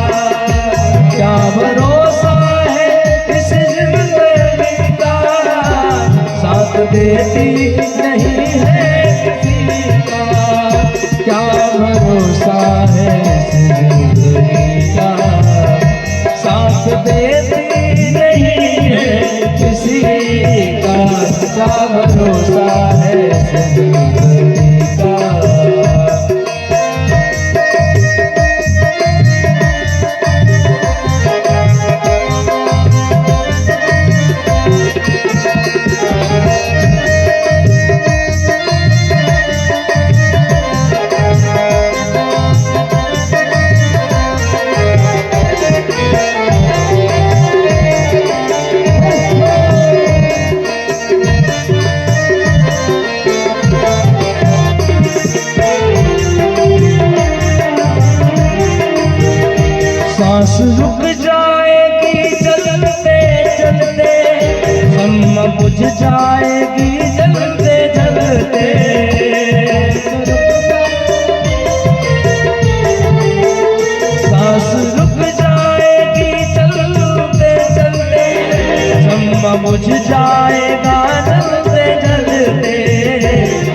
बुझ जाएगा जलते जलते, दम निकल जाएगा, दम निकल जाएगा रोशनी का, दम निकल जाएगा रोशनी का। साथ देती नहीं है किसी का, क्या भरोसा है जिंदगी का। साथ देती नहीं है किसी का, क्या भरोसा है।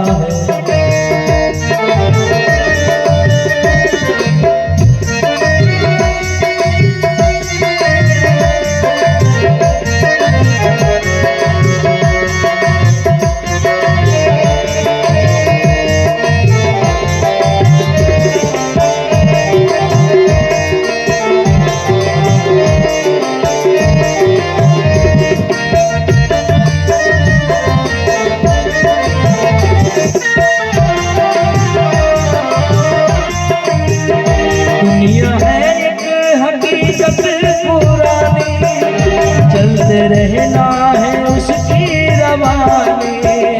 दुनिया है एक हकीकत पुरानी, चलते रहना है उसकी रवानी, चलते रहना है उसकी रवानी, चलते रहना है उसकी रवानी। फर्ज पूरा करो, फर्ज पूरा करो बंदगी का, फर्ज पूरा करो बंदगी का। साथ देती नहीं है किसी का, क्या भरोसा है जिंदगी का। साथ देती नहीं है किसी का, क्या भरोसा है जिंदगी का।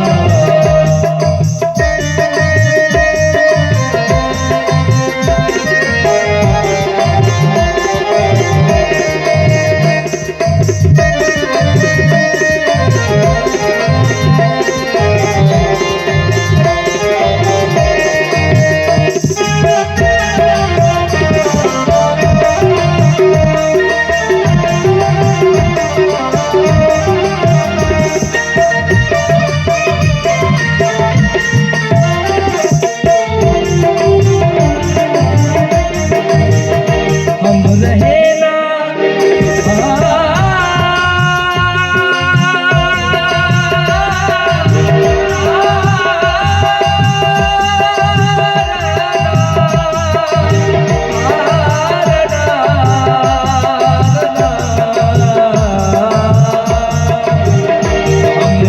ना मोहब्बत रहेगी, दास्तां अपनी दुनिया कहेगी।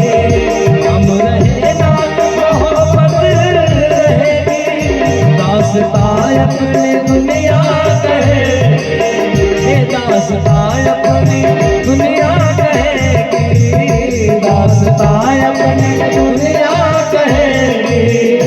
नाम रह जाएगा, नाम रह जाएगा आदमी का, नाम रह जाएगा आदमी का। क्या भरोसा है इस जिंदगी का, क्या भरोसा है इस जिंदगी का। साथ देते नहीं है किसी का, क्या भरोसा है इस जिंदगी का, क्या भरोसा है जिंदगी का। साथ देती नहीं है किसी का, क्या भरोसा है इस जिंदगी का। बोलिए गोविंद सरकार की। इसके पश्चात राजा परीक्षित जी ने सुखदेव जी से कहा, भगवान आप कहते हो कि भगवान समदर्शी, समदर्शी माने एक सा सबको देखे, पर आप जितनी कथाएं सुनाए हो सब कथाओं में आपने यही सुनाया कि भगवान राक्षसों को मारे, जब अवतरित हुए तो देवताओं के यहाँ हुए, तो ये तो पक्षपात है? भाई राक्षसों के यहाँ कभी क्यों नहीं जन्म लिए, और लिए यदि अवतरित हुए तो आप वह दिव्य कथा हमको बतलाइए, यदि कोई ऐसा संवाद हो। सुखदेव जी प्रसन्न हो गए, कहते हैं राजन, एक बार जितने राक्षस रहे दादा पूरे इकट्ठे भय और इकट्ठे होके सीधे भगवान से लड़ने पहुंच गए, लड़ने लगे। सब लोग कहते हैं प्रभु आप पक्षपात करते हो। पूछने लगे एक बात बताओ, आप इस संसार में अवतरण क्यों होते हैं, क्या कारण है? भगवान कहते तुम लोग नीच हो, नीचता करते हो, तो मैं आता हूं तुमको मारता हूं, चला जाता हूं। एक मिनट महाराज, हम लोग जब कुछ नीचता करते हैं तब आप अवतार लेते हैं, हमको मारते हैं, इसका मतलब कि आपका अवतार जो है हमारे कारण होता है।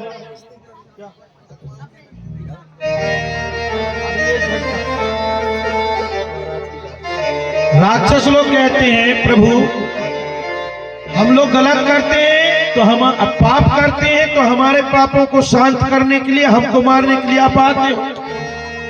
तो प्रभु कारण तो हम हैं कि हमारे कारण आप आते हो, हमारे कारण आपके सब अवतार हुए, कारण हम हैं। तो प्रभु ये तो बहुत गलत बात है, कारण हम तो हमारे यहाँ भी आप कभी जन्म लियो, हमारे ऊपर भी कृपा करो ना।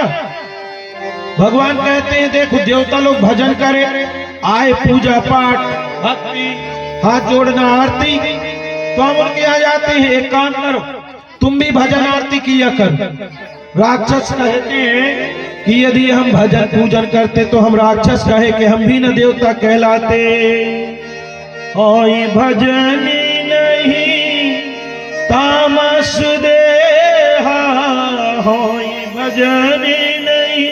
महाराज हमारी तामसी देह है, हमको बात बात में क्रोध आता है, गाली जितनी देवाना हो देवा लो, लठ मरवाना हो, सिर फोड़वाना हो, उपद्रव करवाना हो करवा लो, पर भजन पूजा की बात न करना। भगवान कहते हैं जाओ तुम गाली भी दोगे जुड़े रहना, तुम मुझे गाली दो, भजन करो, पूजन करो, उपद्रव करो, कुछ भी करो, पर मुझसे तुम जुड़े रहना। सुखदेव जी कहते हैं गोप्यः कामाद भयाद कंसो देशाचे जयो नपः। देखो गोपियां भगवान को भजी काम से, काम छोड़ करके तो भगवान आए। कंस रात दिन डरता था तो भगवान भय में उसके आ गए।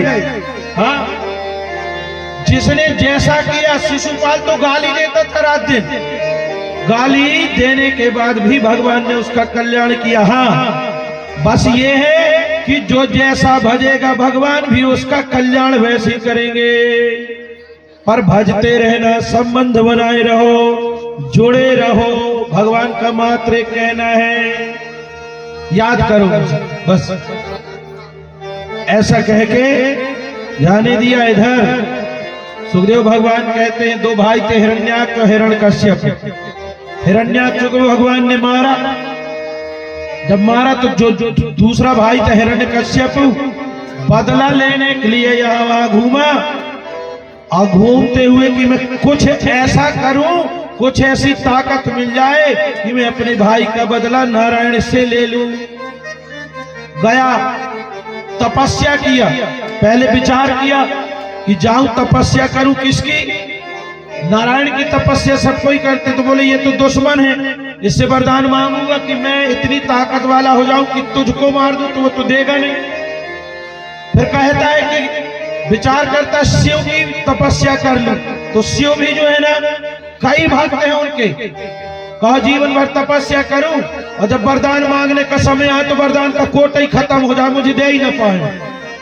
हाँ, भक्त बहुत है उनके, तो पहले ही से वरदान मांग लिए हो जो मुझे मांगना है, तो उनकी क्या तपस्या कर। ब्रह्मा जी की करूंगा, कोई तपस्या नहीं करता, कोई भजन नहीं करता, इसलिए ब्रह्मा जी की तपस्या। गया और भयंकर तपस्या किया एक अंगूठे के बल पर। तस्य मूर्धना समुद्भूता सधूमो अग्नि तपोमया। ऐसी तपस्या किया कि सिर से उसके तपाग्नि निकलने लगी, तीनों लोग जलने लगे। अंगूठे के बल पर तपस्या किया तो धरती मैया ऐसे हलने लगी जैसे कोई छोटी सी नाव में बड़ा भारी हाथी पैर रख दिया हो। धरती हल गई, इंद्र का इंद्रासन एकदम डोलने लगा, पूरे संसार के जितने भी देवता थे सब एकदम जलने लगे तपस्या की आग से। सब लोग भगवान के पास गए, विष्णु जी के महाराज क्या है भैया, ब्रह्मा जी की तपस्या है वहां चलो। सब देवता गए, महाराज बचाओ उसकी तपस्या की आग से हम जल जाएंगे, संसार में प्रलय मचा है, बताइए आप। ब्रह्मा जी सीधे गए और जाकर के कहते हैं उत्तिष्ठोत्तिष्ठ भद्रम ते तपः सिद्धो काश्यप। ए उठ भैया, खड़े हो जल्दी, एक काश्यप पुत्र हो, तेरी तपस्या से हम प्रसन्न हो गए, ज्यादा न करनी, सब मर जाए तो क्या करेंगे अब, फिर से हमको सब बनाना पड़ेगा। जल जैसे ही छोड़ा तो एकदम दिव्य पुरुष के रूप में खड़ा हो गया। महाराज प्रणाम करता हूँ, हाँ आशीर्वाद, जल्दी मांगो, काम बहुत है, सबको जमाई को बनाना धरना रहता है, हाँ जल्दी मांगो। महाराज केवल एक ही बात है, मैं अजर अमर हो जाऊं। ब्रह्मा जी कहते हैं क्षमा करो भैया, अजर अमर हम ही नहीं, हमको भी मरना पड़ता है, प्रलय काल में हम समाप्त हो जाते हैं। भगवान पुनः जो है संसार का निर्माण करते हैं तो फिर न वो वहां कोई ब्रह्मा, न कोई धरती, न कोई इंसान। हाँ तो ये हमारे पास नहीं है, जो चीज है नहीं तो कहां से दे दें भाई, हमारे पास जो चीज नहीं है दूसरा कोई मांगेगा तो मांगते रहो, कहां से दे देंगे। ठीक है महाराज, यदि आपके पास नहीं है तो बस एक काम, बस एक वरदान दे दे, क्या कि मैं कभी आपके बनाए प्राणी से न मरूं। हाँ ठीक है दिया। रुको महाराज, तपस्या थोड़ी बड़ी किया हूं ना, संसार में आग लगा दिया हूं, ठीक है और मांगो। संसार में जितने मनुष्य हैं, पशु हैं, जानवर, किसी से न मरूं, ठीक है दिया। महाराज रुको, अभी लोहा लकड़ के अंजर खंजर से न मरूं मैं, दिया। आग से न जलूं मैं, दिया वरदान भाई। अस्त्र शस्त्र से, आग से, किसी से न मरूं, सब वरदान दिया। ठीक है भाई, रुको महाराज, अभी 7 दिन होते हैं हम तक, ये वो 12 महीने होते हैं साल में, 12 महीना में न मरूं, भगवान ने कहा वो भी दिया। अब प्रसन्न हो गया कि जब 12 ही महीना है, 12 महीना में न मरूंगा तो क्या है। 1 मिनट और महाराज, घर के अंदर न मरूं, दिया। बाहर न मरूं, बाहर भी न मरूं, अंदर भी न मरूं, धरती में न मरूं, आका बिल्कुल धरती में न मरूंगा, आका सब दिया भाई, बस कर यार। मांगने की भी हद होती है, सब कुछ तो न मरूं, ये न करूं, वो न करूं, इतना मांग लिया, आज तक तेरे जैसे मांगने वाला नहीं देखा। और ये वरदान दुर्लभ है, ताते में दुर्लभा पुरुष ज्ञान से वराम। जितने वरदान तू मांगा है बड़े भयंकर है, ये देने लायक नहीं है, और तेरे को तू और भी देने लायक, तू ऐसा व्यक्ति है। तथापि वितराम यम वरान यद्यपि दुर्लभा, देने योग्य नहीं है तू ना, ये सरल है फिर भी दे रहा हूं, क्यों, ये दुर्लभ वरदान है, तो तेरी तपस्या भी बड़ी दुर्लभ है, ऐसी किसी ने नहीं किया। अंगीठी बन गई नहीं, मिट्टी थी वहां जहां ये तपस्या करने गया था, इतनी भयंकर वरदान पाया। वरदान पाकर के सीधे गया इंद्र के पास, 2 थप्पड़ लगाया, चल बैठा है, मरना तो है नहीं, वरदान तेरे द्वारा तो मरना ही नहीं, ब्रह्मा जी बनाए हैं तेरे को। थप्पड़ लगाया, चल नीचे बैठ, कुर्सी में खुद बैठ गया। वरुण को बोला, लोटा गिलास में जल लेके खड़े रहना, हमेशा प्यास लगे या न लगे हाजिर रहना। पवन देव को बुलाओ, वायु देवता, तुम धीरे धीरे हवा करते रहा करना, गोल न होना, और हवा ठंडी भी हो तो खड़े ही रहना, कब गर्मी लग जाए पता नहीं। वहां तमाम जितने देवी देवता थे सबको अपनी सेवा में लगा लिया। देवता परेशान, भगवान के पास गए, हाँ भगवान के जाके पास प्रार्थना करी, प्रभु बचाओ। भगवान ने कहा चिंता मत करो, मैं स्वयं इसके यहाँ पुत्र रूप में जन्म लूंगा, मेरा ही अंश स्वरूप रहेगा, और देखना ऐसा भक्त होगा कि कभी राक्षस कल्पना ही नहीं कर सकते। वो जैसे घर में कहीं आग लग जाए तो पूरे घर को जला दे, वैसे ही इसके घर में एक ऐसा दीपक जलेगा कि राक्षसों के अंधेरा को समाप्त कर देगा। इस प्रकार आशीर्वाद दे करके भगवान ने देवताओं को विदा किया। घर आया। दादा इसके जो है 4 पुत्र थे, अहलाद, अनोहलाद, सहलाद और छोटा बेटा प्रहलाद। जो छोटा बेटा था प्रहलाद, तो 4 लड़कों का नाम लिखवा दिया। एक विद्यालय खोला था दादा, अपने नाम से एक स्कूल खोल लिया था, कॉलेज भी बनवा लिया उसी का। उसका नाम था हिरण्यकश्यप दानव विश्वविद्यालय, जहां पर प्रिंसिपल थे गुरुजी के शुक्राचार्य के 2 बेटे संडा और अमर, दोनों प्रिंसिपल। वहीं पे अपने 4 बेटों का नाम लिखवा दिया, अलग अलग कक्षाओं में जो जैसी उम्र। 3 बेटा तो अच्छी गाली गलौच लड़ाई, अब राक्षसों की विद्या तो यही है, और गुरुजी भी यही पढ़ाए। हाँ भाई, इसी ने किताब भी चलवा दिया था विद्यालय में। वही किताब चलेगी ना जो सरकार चाहेगी। सरकारी विद्यालय सरकारी किताब, प्राइवेट विद्यालय प्राइवेट किताब। तो पूरा पाठ्यक्रम गाली गलौच, लड़ाई झगड़ा, पाप करना, चोरी, ये सब उस स्कूल में पढ़ाया जाता है। तो 3 बेटा तो अच्छे भाई, कोई सीधा साधा आदमी जाए गाली गलौचो मार डालो, यही विद्याएं थी। पर जो प्रहलाद जी थे वो ये सब नहीं, वो तो अच्छी बात पढ़ते थे, अच्छी बात सीखे थे। 4-6 महीना के बाद दादा उनकी पत्नी थी कयाधु, हिरण्यकश्यप जी की। कहा जाओ लड़का देखा, छोटा सा है अभी, देखो का पढ़ा लिखा, कैसी क्या स्थिति है। गए, प्रहलाद जी ने देखा पिताजी आए हैं, दौड़ के गोद में चढ़ गए। उसने भी प्रेम किया। भाई छोटा सा लड़का और माता पिता को मिल जाए तो गोद में प्रेम की तो कोई शब्द ही नहीं है। बढ़िया चूमा चाटा, गले से लगाए हैं, तो बेटे ही तो है। और फिर आखिरी में कहा बेटा 4 महीना हो गए, कुछ तो सीखे होगे। हाँ पिताजी सीखा हूं। तो बेटा जो सबसे अच्छा सीखे हो वो बता दो। पिताजी एक बात बहुत अच्छी सीखा हूं। अच्छा, तो अच्छी वाली बात जल्दी बता दो।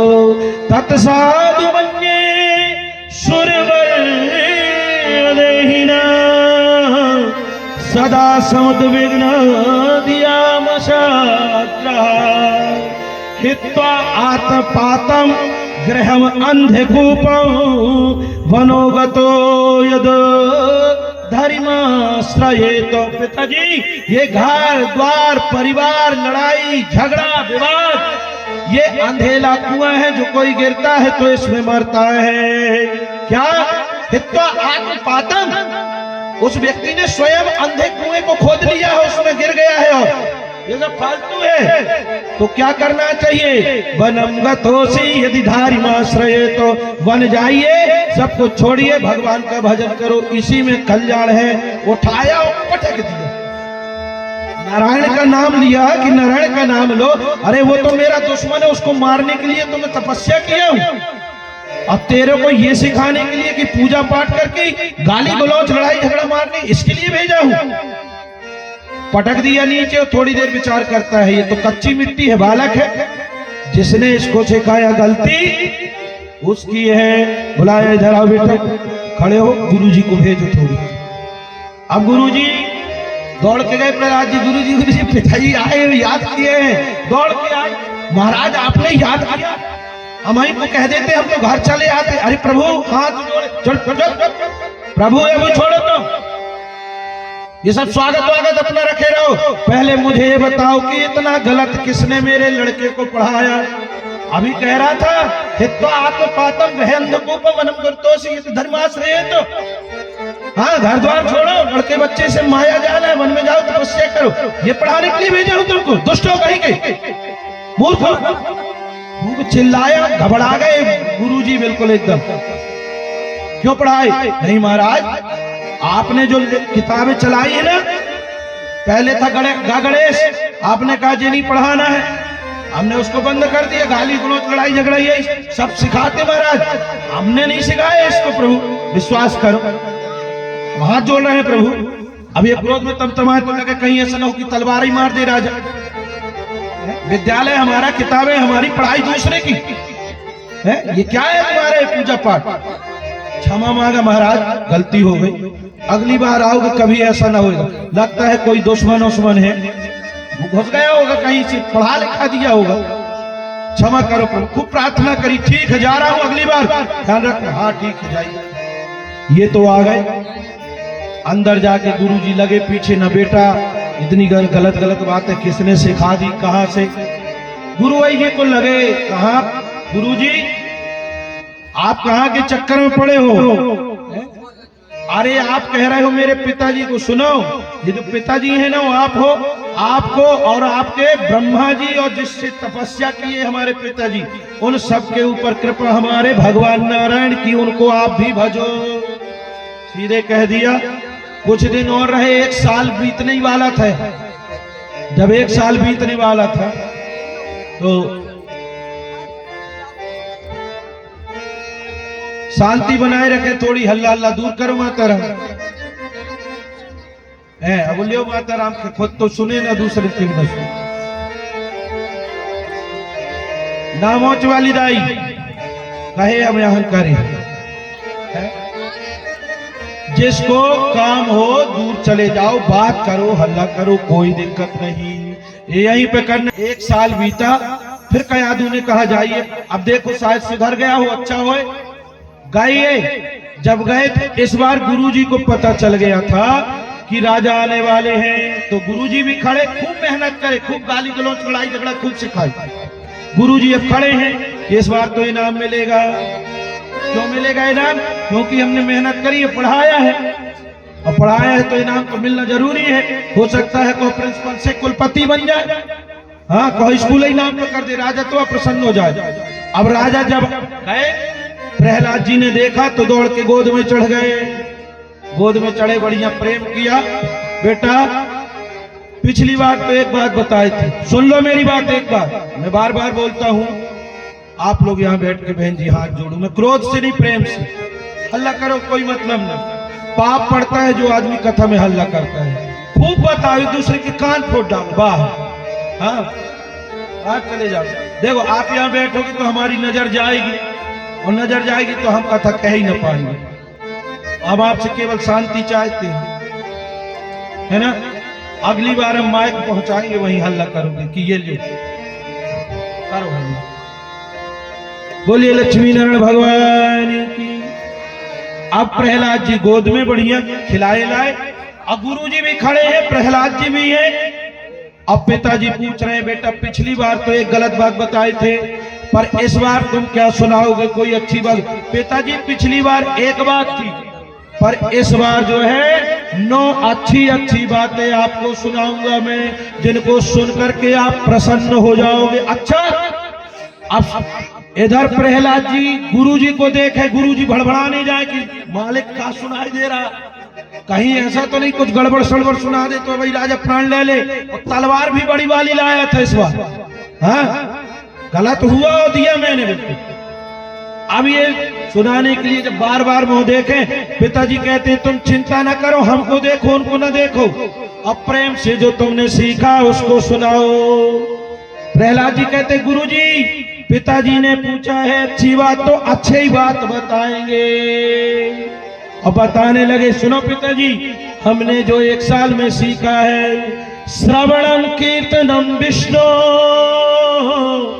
स्मरणम पाद सेवनम, श्रवणम कीर्तनम विष्णु स्मरणम पाद सेवनम, अर्चनम वंदनम दास्यम सख्यात्म निवेदनम। सुनो पिताजी, श्रवणम, संसार में अगर कुछ सुनना है तो दुनिया की बातें सुनने के लिए कान नहीं है, भगवान का भजन, भगवान की कथा सुनो।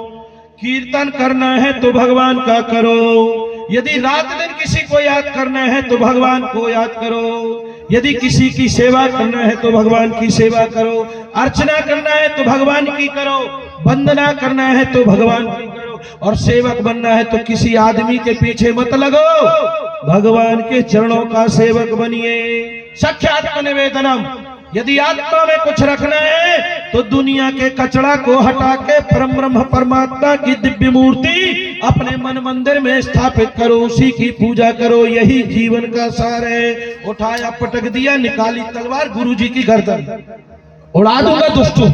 अब ये कपे जाए दोनों। अरे मालिक, तुम लोगों ने सिखाया है, हम कसम खाते हैं, अपनी कसम, आपकी कसम, अगर झूठ बोले तो आप मर जाओ। बुद्धि का बैलेंस खराब हो। महाराज आपकी कसम, झूठ बोले तो आप मर जाओ। बुद्धि खराब हो गई गुरुजी की, ज्ञान बह गया।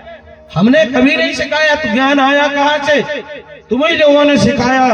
न मत प्रणीतम न पर प्रणीतम, न मत प्रणीतम न पर प्रणीतम, सुतो बदेत्या तवेंद्र इंद्रो।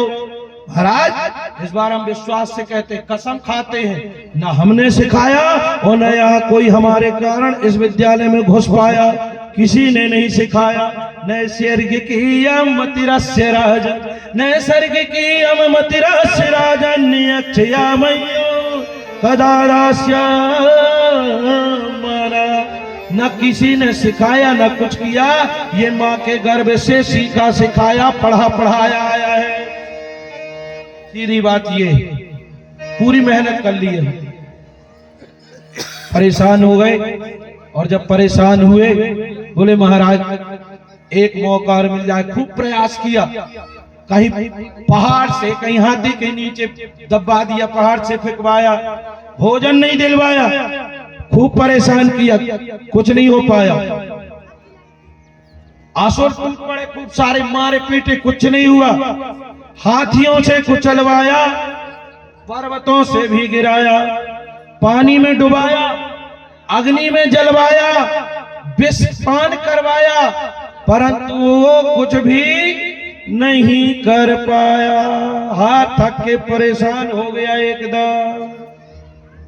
आखिरी में लिया अपना गदा और वहीं खंभा था, तो कहता है क्यों रे दुष्ट, किसकी सत्ता के बल पर तू मुझ जैसे शक्तिशाली राजा को चुनौती देता है, वो मेरा ही पुत्र, बता। प्रहलाद जी कहते हैं पिताजी, जिस ब्रह्मा से आपने वरदान लिया है, जिस ब्रह्मा की शक्ति के बल पर आप शक्तिवान बने हैं, वो ब्रह्मा जो है ना, वही नारायण के आशीर्वाद से आप ब्रह्मा है।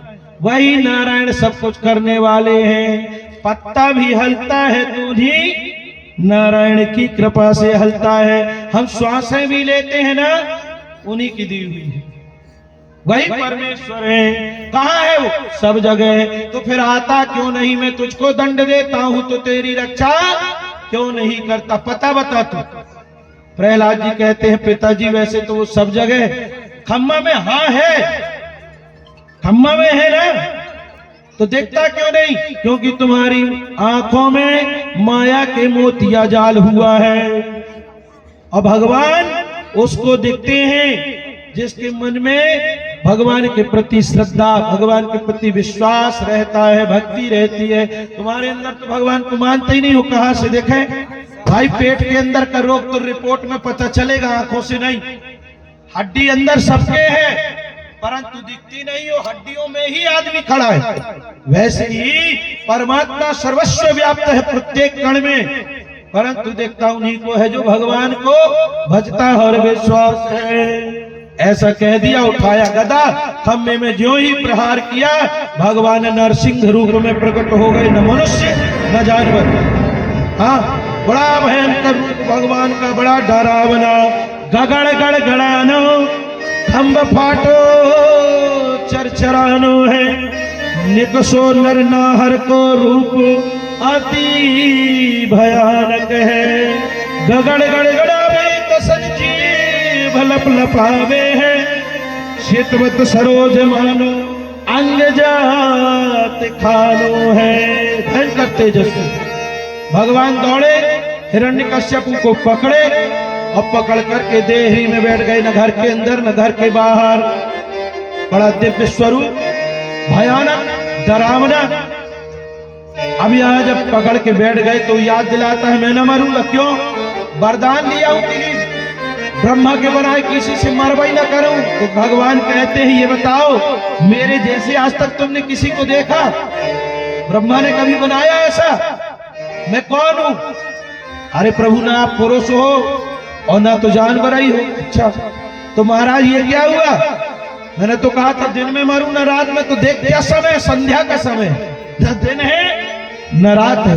रुको महाराज, मारोगे तो अस्त्र शस्त्र से और उससे मरूंगा नहीं। देख ले मेरे हाथ में कुछ नहीं, नख है आयुध रूप में, बड़े बड़े नख। हाँ, इसी से हम मारूंगा। महाराज रुक जाओ, अभी एक चीज में तो मार ही नहीं सकते। 12 साल 12 महीना में कभी न मरूंगा। चिंता न कर, तेरे लिए 13वां ये महीना पुरुषोत्तम का बनाया गया है। तेरे लिए अलग से विशेष योजना है। सब जितने भी वरदान थे सबको याद करवाया और याद करवा करके अंततः भगवान ने अपने नख रूपी आयुधों से उसके हृदय को विदीर्ण कर दिया। उसके प्राण निकले, दिव्य तेज निकला और भगवान ही में समा गया। सब देवता लोग पुष्पों की वर्षा करते हैं। भगवान का भयंकर स्वरूप, बड़ा तेज स्वरूप। सब लोग प्रार्थना किया। ब्रह्मा जी ने कहा आप शांत हो जाओ, भगवान की जी बड़ी भयानक थी।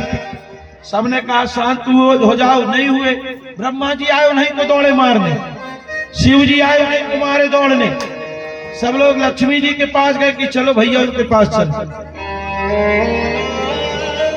लक्ष्मी जी कहती चिंता न करो, पति की चाबी पत्नी के हाथ में, रोटी हम ही बना के दे, इतनी भूखे मर जाए, हम ही भोजन देते हैं, व्यवस्था करते हैं। चलो अब भाई 2 मिनट में शांत हो जाई। अब वैसे ही आजकल आदमी अपनी औरतों से डरता, कहूँ भाग न जाए, कहूँ कुछ कर न दे, खाना पीने में जहर मिला दे, तो हो गई सीताराम। लड़ने की जरूरत नहीं है आज की। कलयुग में तो पत्नी को कुछ ना बोलो, हाँ, जो बोले हाँ हाँ करते जाओ, और नहीं किसी दिन काम तमाम हो जाएगा। कलयुग में बड़ा प्रभाव है। गए सब लोग लक्ष्मी जी के पास। लक्ष्मी जी थाली लेके आ गई, नारायण नारायण करते दौड़े, जीभ लगा के निकाल के इतनी बड़ी भागी। लक्ष्मी जी बढ़ा रहे तैयार है राम, भाग। पूरे देवता विष्णु जी के पास गए, प्रभु ये अपना रूप शांत करो, ये संसार पूरा डर रहा है। भगवान कहते अहम भक्त पराधीन, मैं भक्त के अधीन हूं, मेरा बस मुझ में नहीं है। सुखदेव भगवान कहते हैं, राजन भगवान कहते हैं जैसे पतिव्रता स्त्री पतिव्रत धर्म का पालन करते हुए और अपने पति की सेवा करते हुए अपने पति को वश में कर लेती है, वैसे ही भक्त मुझे अपने वश में कर लेता है अपनी भक्ति के द्वारा। सब लोग गए, प्रार्थना किए विष्णु जी से। विष्णु जी ने कहा कि प्रहलाद जी पास जाओ। प्रहलाद जी पास गए, सबने निवेदन किया। प्रहलाद जी ने भगवान से निवेदन किया। प्रहलाद जी ने एक बहुत अच्छी बात कही।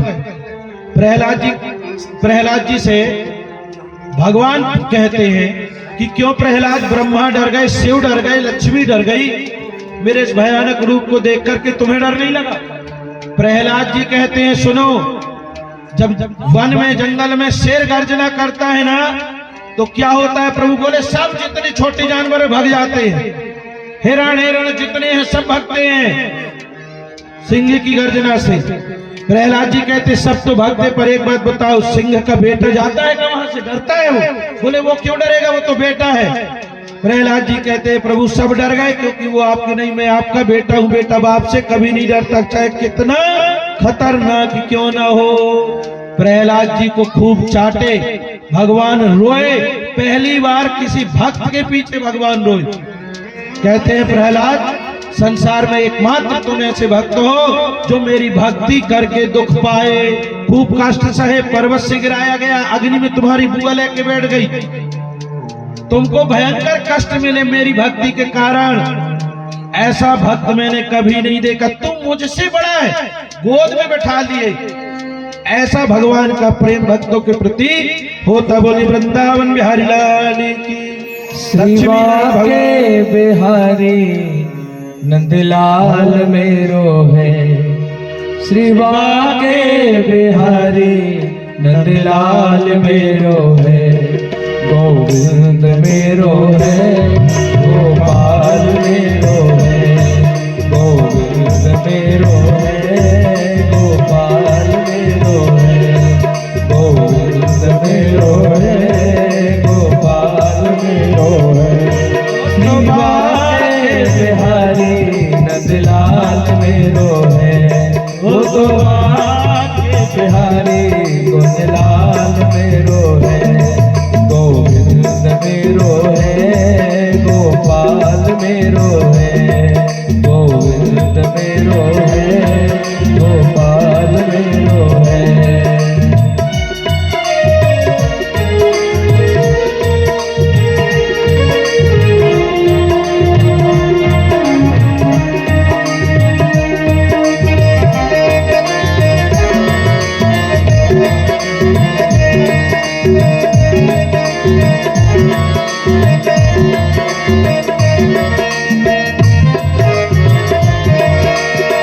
जाके सिर पर मुकुट विराजे, कानन में कुंडल छवि प्यारी साजे, चंदा समुखड़ा ये गोपाल मेरो है, गोविंद मेरो है, गोपाल मेरो है। वो तो बातें बिहारी नंदलाल मेरो है, वो तो बातें बिहारी नंदलाल मेरो है, गोविंद मेरो है, गोपाल मेरो है, गोविंद मेरो है, गोपाल मेरो है।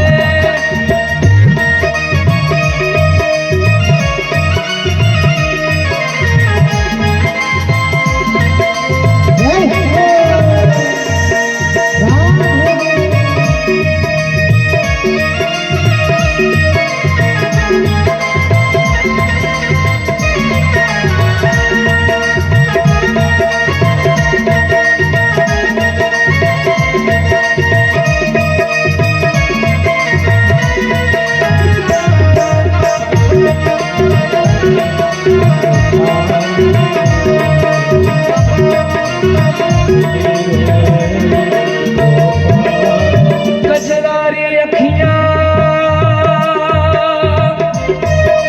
मन मोहे, अलकावली का बोलन सोहे, बोलत वचन रसाल मेरो है, गोविंद मेरो है, गोपाल मेरो है। वो तो बाके बिहारी नंदलाल मेरो है, वो तो बाके बिहारी नंदलाल मेरो है, गोविंद मेरो है, गोपाल मेरो है, गोविंद मेरो है, गोपाल मेरो है, गोविंद मेरो है, गोपाल मेरो है, गोपाल मेरो है, गोपाल मेरो है, गोपाल मेरो है, गोपाल मेरो।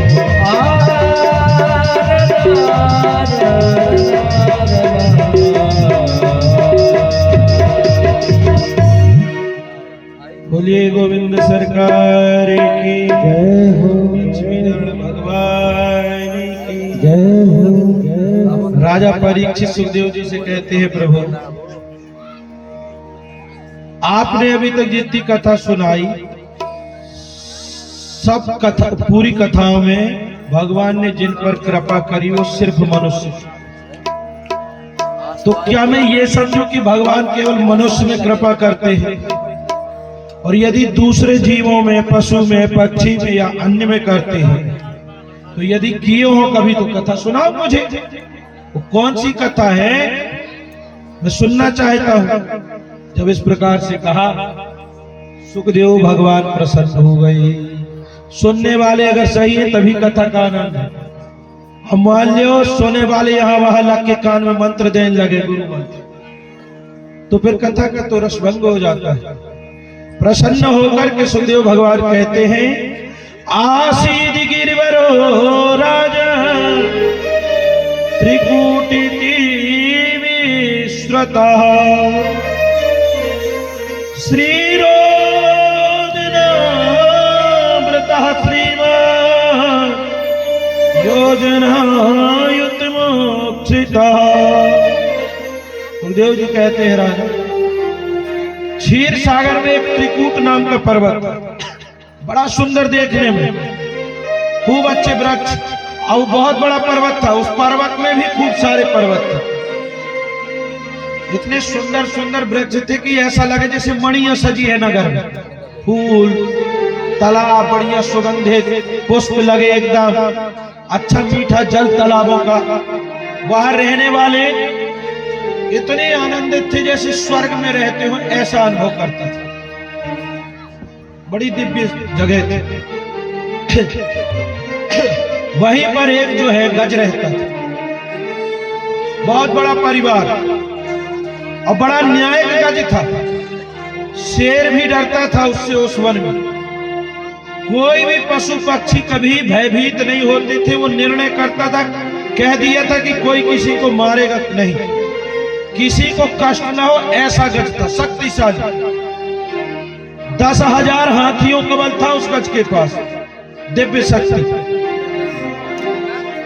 आप लोग अगर ये कथा सुनोगे ना, ये कथा सुनने वाली, हमारी परिवार में हमारी क्या स्थिति है। हाँ, हमारे परिवार में हमारी स्थिति क्या है, हम कितना चाहते हैं, हमको लोग कितना चाहते हैं, ये कथा बतला रही है, इसलिए हम बताते हैं। ध्यान से सुनोगे ना तो आपको अपनी इज्जत समझ में जाएगी कि आपकी इज्जत घर में क्यों है और कितनी। हाँ, इसलिए फालतू की बात सुना के कथा की बात 4 घंटा 10 घंटा बैठोगे तो भागवत ही सुनोगे, फालतू नहीं। यहाँ वहां या बीच में बताएंगे तो ऐसी बात जिसमें